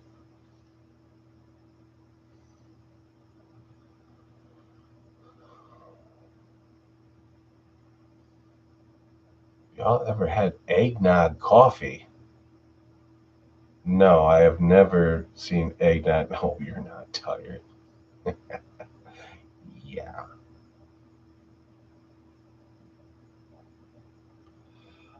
No, I have never had eggnog coffee ever, Tom. That sounds disgusting. There's nothing about eggnog coffee that sounds good to me. I'm sorry. Well, let me check Twitter. Okay. No more stories. All right, guys. Wait, what? Do you want this story just finished or another time? Well, Jack, it is already 2 hours. You know what, dude? I'll read it. I'll read it because you just busted your ass to finish it. So I'll read it before I go. Okay. You know what? There's only 7 people here. So is it okay if we save it for next week, Jack? You can still send it to me, though. I feel bad, though, because you were busting your ass. Is it okay if we save it for next week, though? Because there's 8 people here. Or no, I can read it for you guys. I'll read it. I'll read it tonight, Jack. So go ahead and send it to me and I'll read it.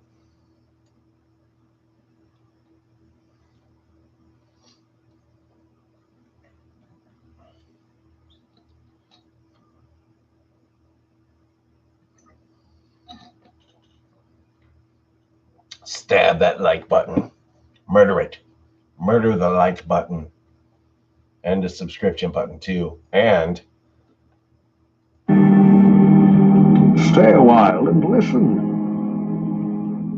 yeah, you heard him.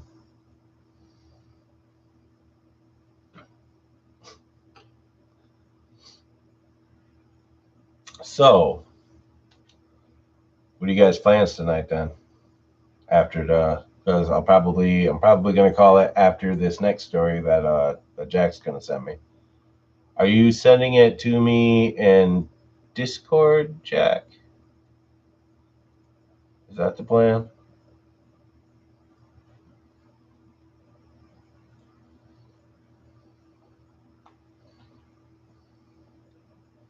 Well, thank you, April. You are also great, as everyone here is freaking awesome. actually have a lot of fun doing this. And what I love is that there's like enough of you guys that do just come here and hang out and have fun and listen, to where like there's 8 of us right now, and I'm pretty sure that most of you have been here like the entire time, or at least got here as soon as you could. Mr. Reality actually messaged me apologizing that he couldn't make it to the live stream. He was like, he felt bad that he couldn't, and I was like, dude, I couldn't even answer him yet, but I will. But it's like, you don't have to feel bad that you can't make it. It's cool. There's life happens, man. But so yeah, I mean, there's like 8 of you here right now, which is awesome. Which to me, that's more than enough people to sit here and read stories to, even if it was just you guys here. You know what I mean? So to me, it's awesome.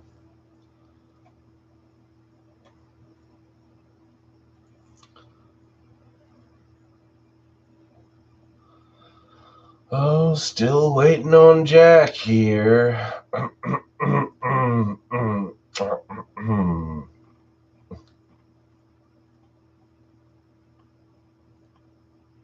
I assume he's going to send it to me on Discord.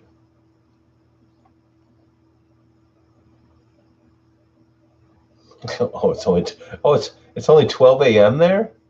Haley, are you serious? Wow, time is crazy. You're sending it to me on Twitter, Jack?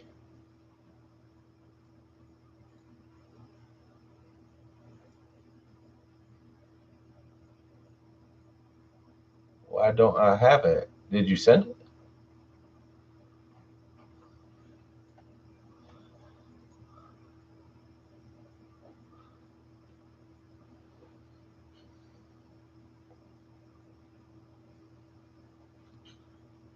It doesn't say I've gotten it yet.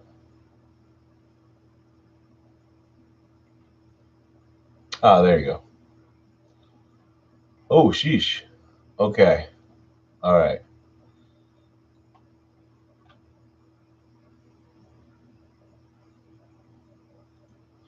All righty. Jack, the name of this thing. Just the name of it. Am I gonna get in trouble for this one, Jack? All right. This one's written by my good friend here, Devil Jack. It's called Naughty Girl. Dolores Frey set the bread out on the front porch. She didn't know if this would work, but she was going to give it a try. If somehow her Irish grandmother's stories had been right, this would solve all her problems. She would finally have the life she wanted and the man she wanted. Dolores was a selfish woman. She had gotten pregnant just to keep her first husband, who had a large bank account. The man had eventually tried to leave her over her horrible selfishness, but Dolores successfully poisoned him before he could get away. The death was ruled as a heart attack. Dolores had Dolores is my grandmother's name, by the way. Dolores had the money she had really wanted, but now she had a son, Michael, that she didn't really care about. Over the years, Dolores finally went through her money, spending it frivolously. She started looking for another man again. It worked perfectly the first time. So why not try it? Oh, it worked perfectly the first time, so why not try it again, she thought. She had finally met a man that fit the bill, Richard Cross. There was a fly in the ointment, however. The man never dated a woman with kids. Dolores was sure if she killed her son, it would raise suspicion. They might even begin to investigate her husband's death as well. Dolores went through a bunch of scenarios in her head, but she couldn't see a solution. Days went by, and Dolores got panicked, and she may miss her chance. Then she remembered a scary story her grandmother used to tell her. It was probably bull, but there was really nothing to lose. The story was about the Slua. Is that how you say that? Slua?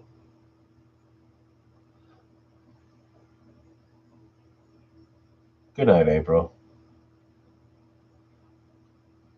The story was about the Slua.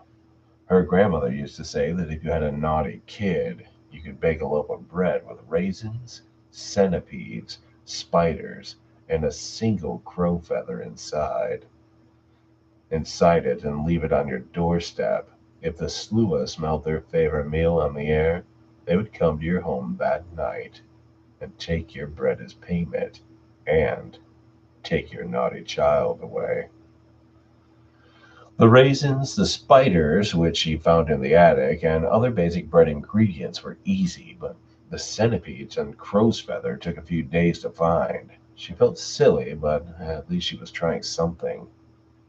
The night finally came. Dolores hired a babysitter and went to the movies with some friends where she could be seen. She hid a plate of the nasty bread on her porch and patted her son on the head lovingly as she left. She made sure that the babysitter she hired saw the loving moment. Michael pulled himself under the covers. Something was off. His mom had acted so weird in front of the babysitter. She never showed affection. Why now? It made Michael feel like something strange was happening. The night seemed darker and colder than usual. At midnight, the noises started, scratching and cawing from what Michael thought had to be crows outside. He finally worked up enough bravery to pull back the curtains to look. Just as he did, the window burst open and an eerie cloud of shadow black smoke snaked into the bedroom. Eventually, eventually, clown white faces with dark hollow eyes began to appear within the smoke. Their long, spindly arms and spider-like fingers stretched out towards Michael's face. His body was snatched up, and a lurching feeling hit his stomach as he was pulled into the night sky. Michael looked down and saw the roof of his house getting smaller. To his sides, he saw a couple dozen forms. They were clothed in shiny black crow's feathers and more dark smoke. Black widow spiders were crawling about in their long, greasy black hair. Their faces looked sullen, but their mouths, which were filled with needle-like teeth, looked ferocious. They encircled and taunted Michael as they flew through the air. They would occasionally threaten to drop him in midair and then smile as he screamed. They seemed to fly for hours. Finally, they gently landed on an old gnarled oak tree that sat next to a dark, muck-filled pond. The tallest of them stepped forward. Michael thought she looked slightly female and was standing 8 feet tall, but her limbs were as skinny as twigs. She reached into her mouth and pulled a long needle-like tooth from her skull. Another of the spindly beings walked up and pulled Michael's mouth open. Skinny fingers reached in and pulled out Michael's tongue. The creature took the tooth she had just pulled from her own mouth and stabbed Michael's tongue with it. When a red drop of blood appeared on his tongue, they all shrieked in anger, and Michael began swirling around like a furious twister. And began swirling around Michael like a furious twister. Somehow it had worked. When Dolores returned home, her son was gone. Over the next few hours, the police determined that someone broke through Michael's west-facing bedroom window and kidnapped him. In time, it was believed that Michael was probably dead, and the case eventually went cold. During that time, Dolores began dating Richard Cross, and the pair was soon engaged. On their wedding day, Dolores's friends came to her house to find out why she hadn't arrived at the hairdresser's shop in the morning. That morning, Dolores was found in a room. Her arms and legs were lashed to her bed. She had a strange needle-like spike sticking through her tongue. The police couldn't identify what the spike was made of, but it was definitely organic and was similar to a porcupine quill. Black, heavily infected blood was dripping from her tongue, and her body was covered in spider bites which had been delivered by black widows. The spider toxin had eventually killed her in a very painful way. The police were stumped. Everyone was stumped. On the headboard, someone had written, "Naughty girl," in black mud. Hey, what's up, out of body? Well done, Jack. You just seriously just whip that up like on the fly right now, the whole story?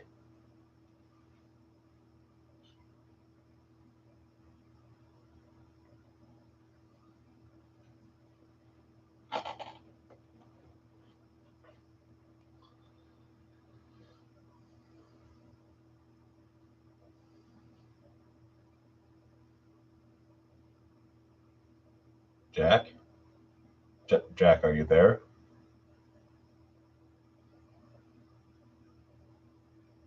Jack.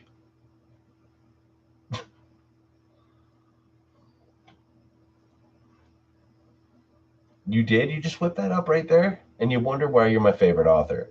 Because that was damn good. Especially if you just whipping it up like that, dude. Come on now. That was freaking awesome.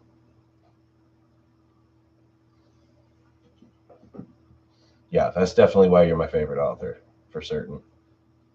Because you're a freaking Billy badass. All right, everybody. I think that is going to be the end of what is this? The third? Is this the third Murder Monday? I think it is, isn't it? Because the first one was just a 300 subs live stream.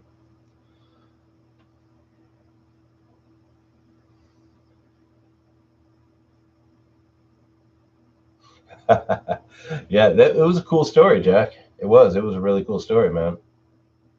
I dug it.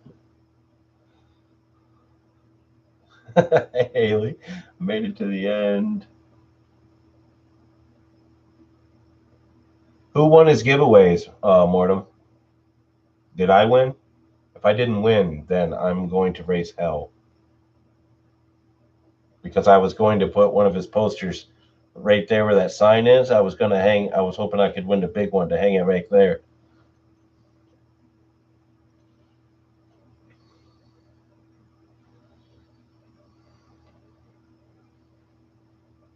See, clearly it was rigged. And I don't have any reason to think that. And I don't really think that. But since I didn't win one and you didn't win one, obviously it's true. Obviously. Oh, is he? Oh, good. Man, see. Oh, see. See, now there's more people here, though. There's 10 people in here now. Jack, quick, write another story.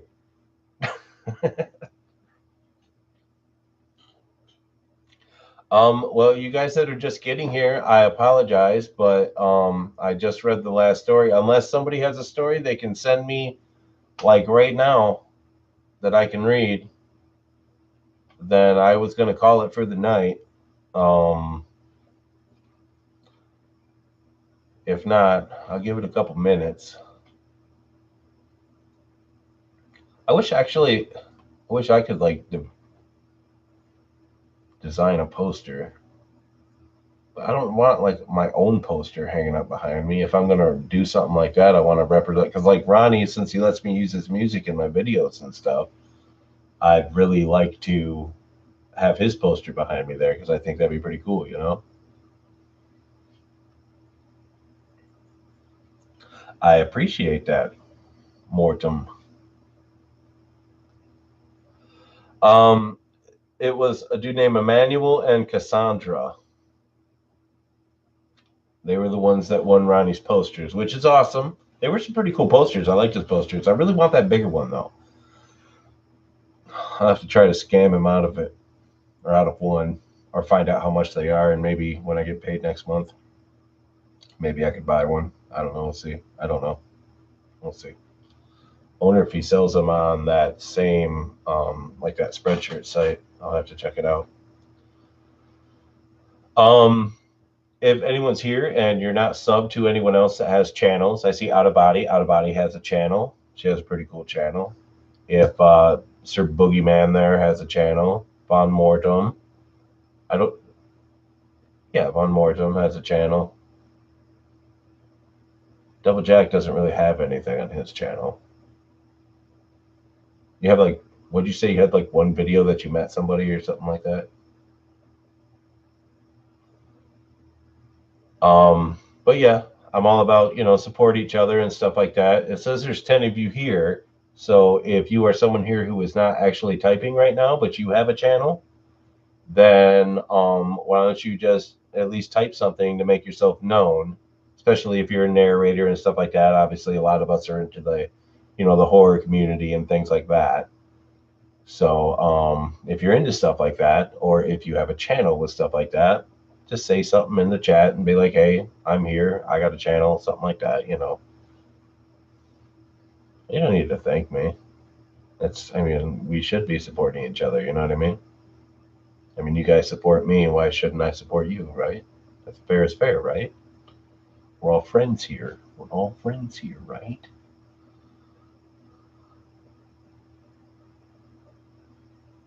You have playlists of your work? Oh, yeah, on your channel.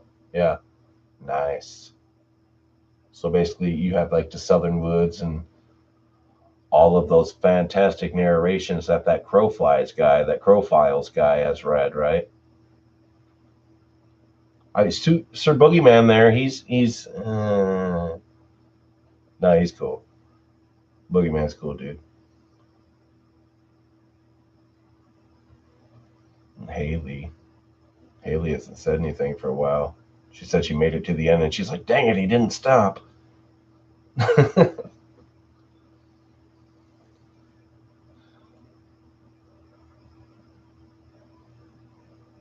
Hey, that's cool. Honestly, if you guys, I love you, Haley. If you guys have something for me that I could add to my wall back here, and you want to send it to me, freaking hit me up in freaking Discord or something like that. I'll give you guys a mailing address and I'll hang it right up back there, and you guys can see it at every freaking Murder Monday. I'll make sure I'll fill up that whole freaking wall. That'd be awesome. That'd be way awesome. I know. I know. It's shameful. Please forgive me. I should. No, I don't have the back strength for that. I was gonna say I should draw some crazy mural on it, but I don't have the back strength for that, and I've hurt myself pretty bad. But yeah, I would definitely like to get some cool stuff and just totally layer that entire wall, so that when my son Xander finally shows up again, he'll look back there and he'll be like too scared to even come in my room because he gets scared.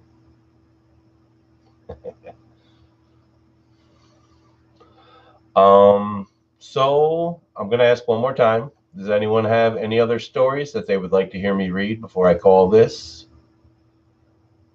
And if you do, send the link to me on Twitter or send me the link on Discord. And if not, then I guess this will be the end of the third installment of Murder Monday. I'd like to thank everybody for coming, and I am going to do a countdown, going once, going twice,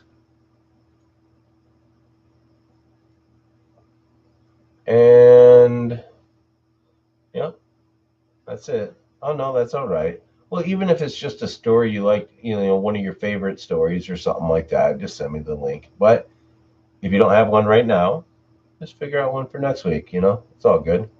I'm gonna be doing it every week, so it ain't no problem. But I got 13 people here right now. Dang it! If there's 13 people here, I don't see any reason why I shouldn't keep reading, right? Doesn't that make sense? Why would I stop now?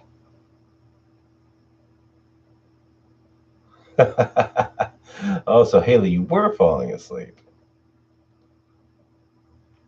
Yeah, if you want to find a story for me to read, I mean, because there's people that just showed up, and I feel bad like ending it if people just showed up without even like reading a freaking story. You know what I mean?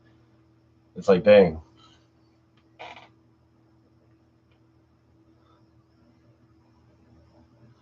Um,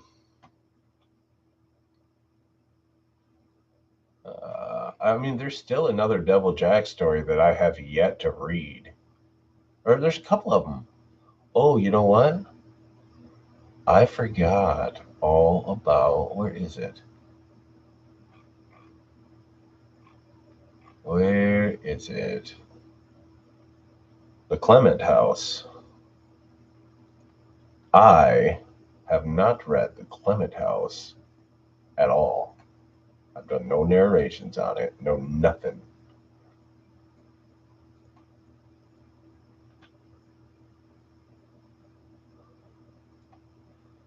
So, if Morden wants to send me a story, I will read that story, real quick. If she wants to send me one right quick.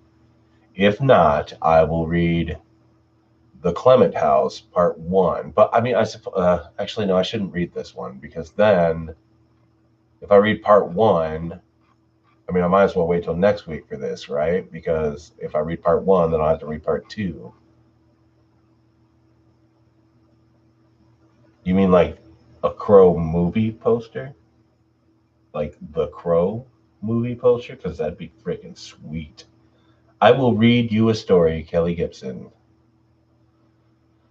I am just going, I'm just going to go and just read a freaking creepypasta. You know what I'm saying? Why not, right? I mean, those things are things. Since I don't really actually read actual creepypastas on my channel normally, I can do it. Yeah, Haley, you can go to sleep. It's okay, Haley. Thank you. Thank you for trying, but you need to get some sleep, and I love you, Haley. I appreciate you working so hard to try to, well, not even try. You do support me very well. You are a wonderful, wonderful woman.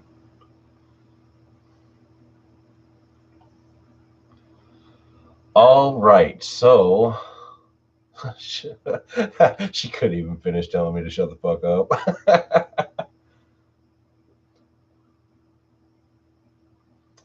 All righty.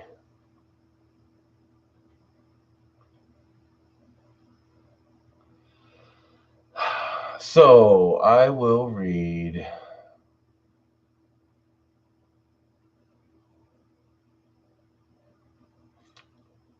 This is a creepypasta called The Snare. It's written by somebody named Riley Renegade. Let me look at the bottom and make sure that's what it says down there. Yes, Riley Renegade is the author. Good night, Haley. I love you. As I lie in my bed, I allow my mind to drift into the depths of my personal despair. I bury my face beneath the sheets, stifling my sobs as they shudder through my body. I feel as though my heart has been broken and I can't think of a reason to live, other than, of course, my own sad fear of death. I pull my knees to my face, willing myself to accept the ultimatum. A coldness traipses down my back, instantly riddling my flesh with goosebumps. I tremble under the blankets as the room begins to groan. I hear something crawling about, something fast. I tell myself I'm only imagining things try to get try to get warm again. However, the longer I wait, the colder the room becomes. Unable to bear the chill any longer, I crawl out from under my bedding. Perhaps my parents have turned down the heat in another depressing attempt to save money. I sit up, blinking in the darkness, waiting for my eyes to adjust. I wait for a long time, but the room only seems to grow blacker. Something is dripping from the corner of the ceiling. It's darker than the shadows enveloping the room as it spreads across the walls, slowly encasing it in perfect black. I shake my head and rub my eyes. I'm seeing things. The room is impossibly freezing. I'm shivering uncontrollably in the pitch colored room. I can't even see my hands in front of my face. My pulse quickens, and despite the cold, I'm sweating. I don't know what's going on, and I want to wake up. That's the answer. This has to be a dream. Even though the room has been cast into ebony, I can see something move. I hear the pitter patter of a small creature crawling again, and it's coming closer to me. I hear it climb onto the bed, and I feel it walk across my legs. I need to get away, but I'm frozen. The animal steps into my lap and then practically slithers up my arm. It's the size of a cat and has a wet texture as if it's covered in slime. Gargling noise comes from the little creature as it cranes its lizard like head towards mine. The sides of its snout part glowing white in the heinous smile lined in running ink. It emits another small sound, something like purring and drowning at the same time. It lifts up a tiny three-fingered hand and pulls on my lip. My jaw goes slack against my will, and I'm still paralyzed. The lizard places its snout on my tongue. It tastes disgusting like tar and ink. It also is terribly cold. Without warning, it shoves its entire head into my mouth, the tip of its muzzle pushing against the back of my throat. I gag, bile surging up from my gut. The thing crawling into my maw doesn't have bones. It's wholly made of icy but fluid tar. It's using its hand like feet to work its way farther into, I should say further. It says father. To work its way further into my esophagus.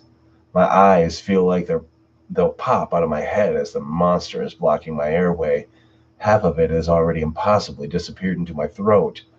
I can feel it pushing out from inside of my neck, causing the skin to bulge like a recently fed serpent. Tears stream from my face, their warmth starkly contrasting with the icy atmosphere. I begin to feel faint. My eyes roll back and my body grows limp. The creature's the creature's hind legs slip through, leaving only its tail from between what? Oh, leaving only its tail protruding from between my lips. It lashes back and forth once before melting into my mouth like the rest of its body. It slides down my throat, presumably into my stomach. My insides feel bloated and I can't stay awake. In seconds, my world is encased in a different kind of black. I, I wake into what must be the following morning. My room is as it should be, with golden sunlight bathing the walls with warmth. I get out of bed and stand in the sunshine, basking in its heat. However small it may be, I concede that I've had the worst dream of my life, and I feel wretchedly tired because of it. I gaze longingly at my bed more than once as I ready myself for the day. My heart is still heavy, and I wonder if I'll even make it through. Something has changed, though. I haven't a clue what. My day wears on, the typical life of a student. I go from class to class, come home, sit with my family, and return to my room. I hear my mother call me back down, but I'm too exhausted to comply. All I can do is sleep, so curling once more onto the bed, my eyelids fall. Before I know it, I'm roused once more by sunlight. I didn't sleep well, although I don't recall waking in the night. I must have been disturbed, for I am more restless than yesterday. Despite this, I go through my routine effortlessly. My parents haven't the slightest inclination that all I want to do is go back to bed. I blink and I'm on the school bus. I'm not going to school, but coming home. The entire day has slipped through my fingers in a blur. When did that happen? I tried to recount the events of the day, but I simply don't have the energy. I enter the house, eat a small supper, and return to my bed. This cycle repeats. I don't know what day it is, but I still can't seem to sleep well enough. My mind is sluggish and I can't concentrate. My behavior denies this. I act with enthusiasm I've never possessed. I don't know how I'm doing it, but that's all right. Everything is fine. I've noticed something wrong one morning.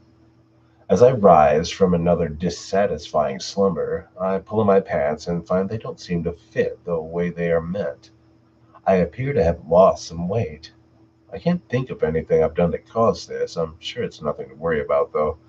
My parents haven't noticed anything. My friends at school don't see the change either, so perhaps I'm imagining it. Just a moment, I didn't take a drink of water. I'm sorry. Hey, Johnny. Welcome back, Johnny.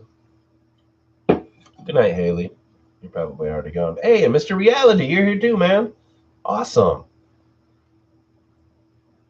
All right, all right, all right. Maybe I'm perhaps I'm imagining. Okay.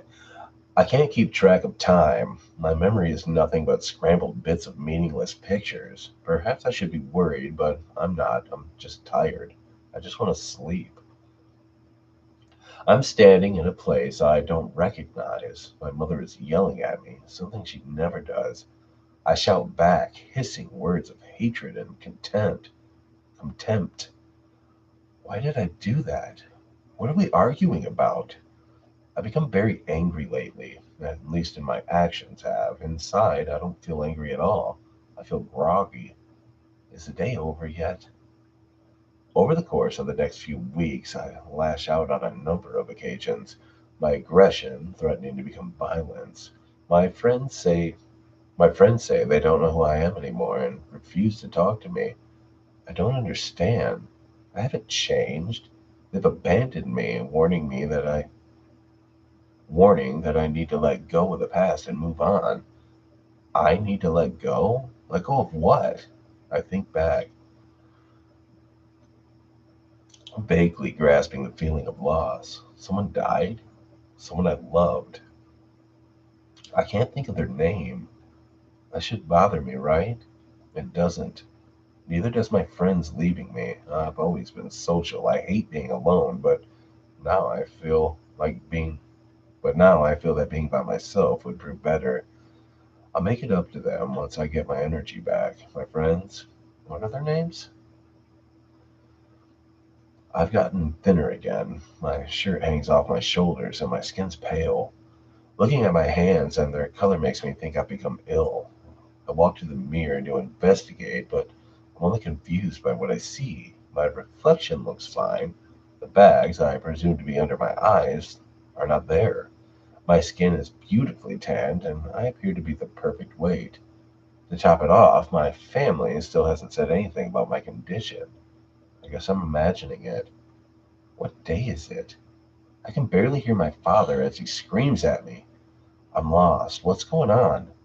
I must have done something wrong, but bear no recollection of any misdeeds. I'm furious, at least that's how I'm acting. I yell back at him, throwing things in his direction. It's wrong. I will myself to stop, to try and figure out what I've done, but my body ignores me. I've been ignored. It's been ignoring me for months, I realize. It's been acting on its own, full of spite, full of hate. I don't want to do these things anymore. I want my life back. I'm okay though. I'm not worried. Should I be? I'll think it over after I go to bed. I'm so tired. Suddenly, all I can hear is a single high pitched ring. My father's mouth continues to move, but no sound comes out of it. I keep up my banter as well, completely unaware of what I'm saying. I can't hear. What's happening? Before I have time to wander, I've lost sense of time again. I don't even feel awake as I easily rise from my bed. My hearing hasn't returned. I'm totally deaf. I catch a glimpse of my hand, and it shocks me.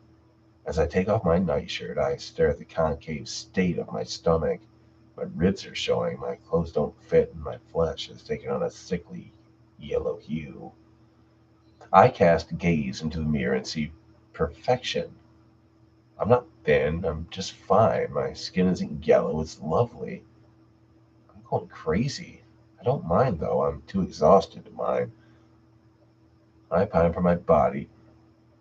I pine for my body to work to turn around, to return to the bed, but it doesn't. I find myself sitting at my family's dining table. The calendar shows a new month. When did that happen? We eat without talking. My parents seem depressed. Mother keeps looking at me and looking away when I meet her gaze. She asks questions, which of course I don't hear. My body replies with more unknown words, causing Mother to flinch. I feel something then. As I swallow another spoonful of food, my mouth is cold and my tongue is going numb. I can't taste the next bite I take, and something is dripping out of my mouth. The black, pulpy substance drips onto the table, but I'm the only one who notices. I realize that the dark, tar-like goop is my tongue, slowly melting in my mouth and streaming through my teeth. I'm not alarmed. I'm not even curious. I do think, however, that I've seen this inky stuff before. I go to another mirror to inspect my jaw, just in case, and all the while black fluid seeps through my lips and stains my shirt. Once I see my reflection, I know not to fret. I look fine. My tongue is still there, and the black goo does not exist. All that is left to do now is wonder if my body will let me sleep. This mess will be over by now if I could just get some sleep.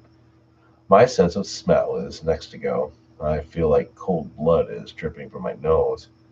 I see more black stuff, which still refuses to appear in anything reflective.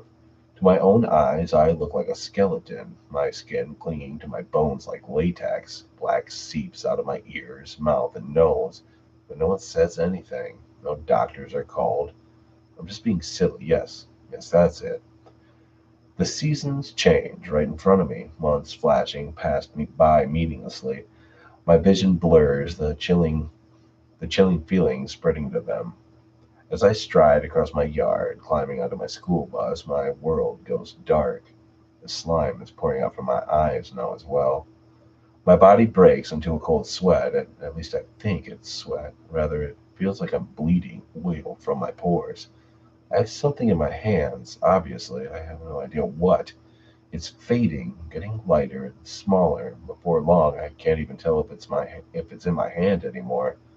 I've never noticed before, but I can always feel the clothes on my back and the shoes on my feet. Not anymore. Now I have nothing. I'm trapped. No sense of hearing, taste, smell, sight, or even touch. It's completely sensor. It's complete sensory deprivation, and I think it should horrify me. It doesn't. I just want to sleep, and maybe I finally can. Not just my body, but my mind as well. Maybe this is all over. There's a ringing in my ears. I don't know how long I've been locked into the void of reality, and to my surprise, I actually want to know. I taste bile in my mouth and smell an iron tang. My eyes flutter open, and I can feel the floor beneath me. I'm sprawled on the ground, unable to move. I feel utterly exhausted, both in body and spirit.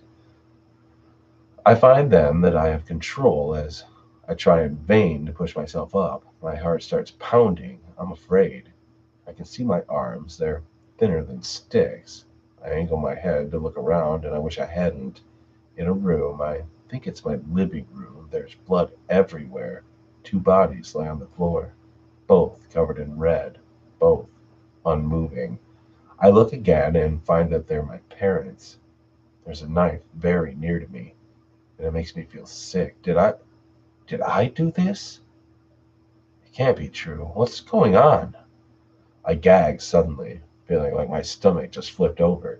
Every muscle in my body and showered in pain like nothing I've ever experienced. My mouth opens to a scream, but the sound is suddenly cut off. My body, what's happening to it? It seems to deflate, the skin no longer clean, but simply draping over my bones. Then, something starts to crawl out. I can feel it growing inside of me as it moves, dragging itself out of my stomach and out my throat. It's too big. I won't be able to get out. A horrible crack echoes through the darkened room, followed by many more. I want to cry out in agony as my jaw opens far wider than the bone should allow. A black, three-fingered hand pushes out of my mouth. It's followed soon by the other limb, which helps it pull the rest of its sleek, gloopy body out of my mouth. It's the monster I met in what I'd call was a nightmare, except it's grown. Rather than the size of a cat, it's now just barely smaller than me. I can see it clearly now. It has no eyes, no nose, and no ears. The smile on its snout parts to form a glowing white smile with nothing inside. It has slender proportions, looking something like a salamander mixed with a dog. It's completely black and made of something like liquid tar. Its long, skinny tail lashes back and forth as it grins at me, gargling in what must be pleasure. I hear footsteps. The creature does too, as he turns his dripping head, still smiling eagerly. A, s- a slim man walks out of the shadows. I have no idea how long he's been there. He's wearing a black, high-collared jacket and sleek black pants. His shoes, too, are black and have white soles and a toe that curves up. His ink-colored hair is cut to perfectly frame his white face. He's wearing a mask, though, the eyes slanted and closed. A small smile sits where the mouth would be. He kneels down in front of me, taking my trembling hand into his gloved one. "Do not fear," he says in a smooth, comforting voice. With what little strength I have, I reach for him, stupidly clinging to hope that he will save me. I touch his face and freeze there. This isn't a mask. It is soft and smooth like skin, and there is no seam to separate the mask from the face that should be hidden behind it. He can't be human. Shh, he whispers, somehow knowing that I'm trying to speak. Your sacrifice is for a good cause. I don't want to die. You're free of your sadness, and you've helped me greatly, he tells me, seeming to think that is genuinely comforting me. He stands up and stretches his arms to the monster at his feet. It garbles compliantly, crawling up his side and onto his shoulder. Once there, it starts to melt, merging into the body of what must be his master. I don't want to die. My body collapses, completely numb once more. I feel light, like I'm floating, and the pain has stopped. I get up, but not in my body. I'm detached from it. Only a spirit now. I'm able to see myself clearly for the first time since this horror began. My skin is like a thin sheet spread over a skeleton. My hair is dry and starting to fall out. The body has no eyes, no color, no blood. It's completely empty. A sack of flesh with nothing inside but bone. Everything else has been consumed. You're already dead.